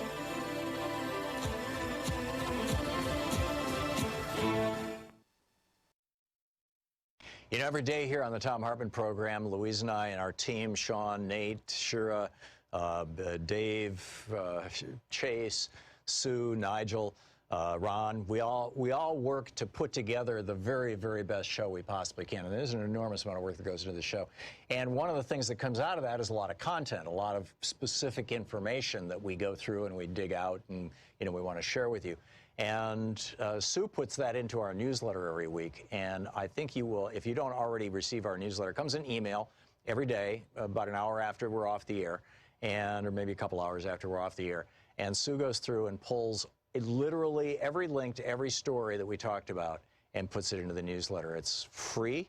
We don't sell a list or anything. Complete safety and security. There's no charge. There's no nothing. Just, you know, plug in your email address over at thomhartmann.com. and you get signed up for the newsletter. It's all fairly obvious. You'll see it on the website. So check it out, ThomHartmann.com. Thank you. Want to connect with the show online? You can find the Thom Hartmann Program on Facebook, Twitter, and Instagram.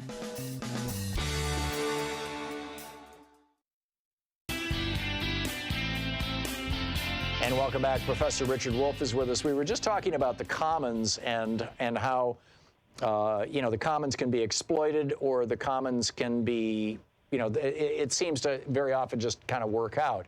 And we just have, a couple of minutes here until the end of the show. Are you suggesting that a light touch regulation of the commons might solve the proverbial tragedy of the commons, just like certain levels of regulation of capitalism, for example, your anti-monopoly laws, or anti-worker exploitation laws, or laws that allow labor unions to have power, that those things might diminish the damages that are produced by capitalism? Yes, as far as I can see, every group of people, whether it's a chess club or a sporting club or a business, when you get groups of people together, you have to come up with rules of some sort so that you can work together. Don't work at cross purposes. Don't stumble over each other, get in each other's way, get on each other's nerves. So you develop some rules, and you kind of agree these are the rules that we're going to live by. And then you can set up a machinery. You can call it a government if you want, but set up a system that kind of enforces the rules, so that if person A thinks person B has not played by the rules, there's a place to go to talk it out and to reach some sort of settlement. Every community I know of has done that in one way or another. It should be done democratically, it should be done fairly and transparently, but I believe that communities put these rules in order to realize the kinds of community they want to live in. And if you wanted to make it socialistic or communistic in the good sense of a community, of an equal democratic participation in the decision-making, I think we can develop the rules as human beings to do that. Worker co-op businesses have existed for centuries. They're doing perfectly well. They've existed for a long time. Spain today has something called the Mondragon Cooperative Corporation. It's the seventh largest enterprise in all of Spain. I've been there. It has over 100,000 workers. It has managed it and done a pretty good job. Yeah, no, I've been there. Louise and I went there, and we wrote a whole chapter about it for my book, Threshold. Yeah, and then there are other examples that I think people don't have to be pessimistic, because we have real evidence that this can work very well. There you go. Professor Wolff, thanks so much for being with us today. My pleasure, Tom, and it was good to talk to you. Thank you. Thank you very much. And thank you for being with us today also. It's a remarkable day. We'll continue as we go along, but in the meantime, please don't forget, democracy is not a spectator sport. Democracy was never even designed as a spectator sport. It requires you, our democratic republic. So get out there, get active, tag, you're it. See you tomorrow.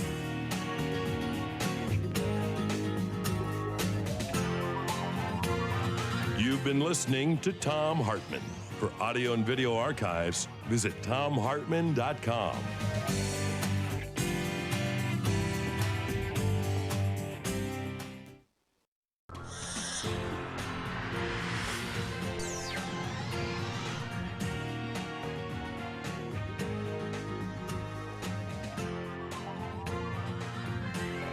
We say fight back!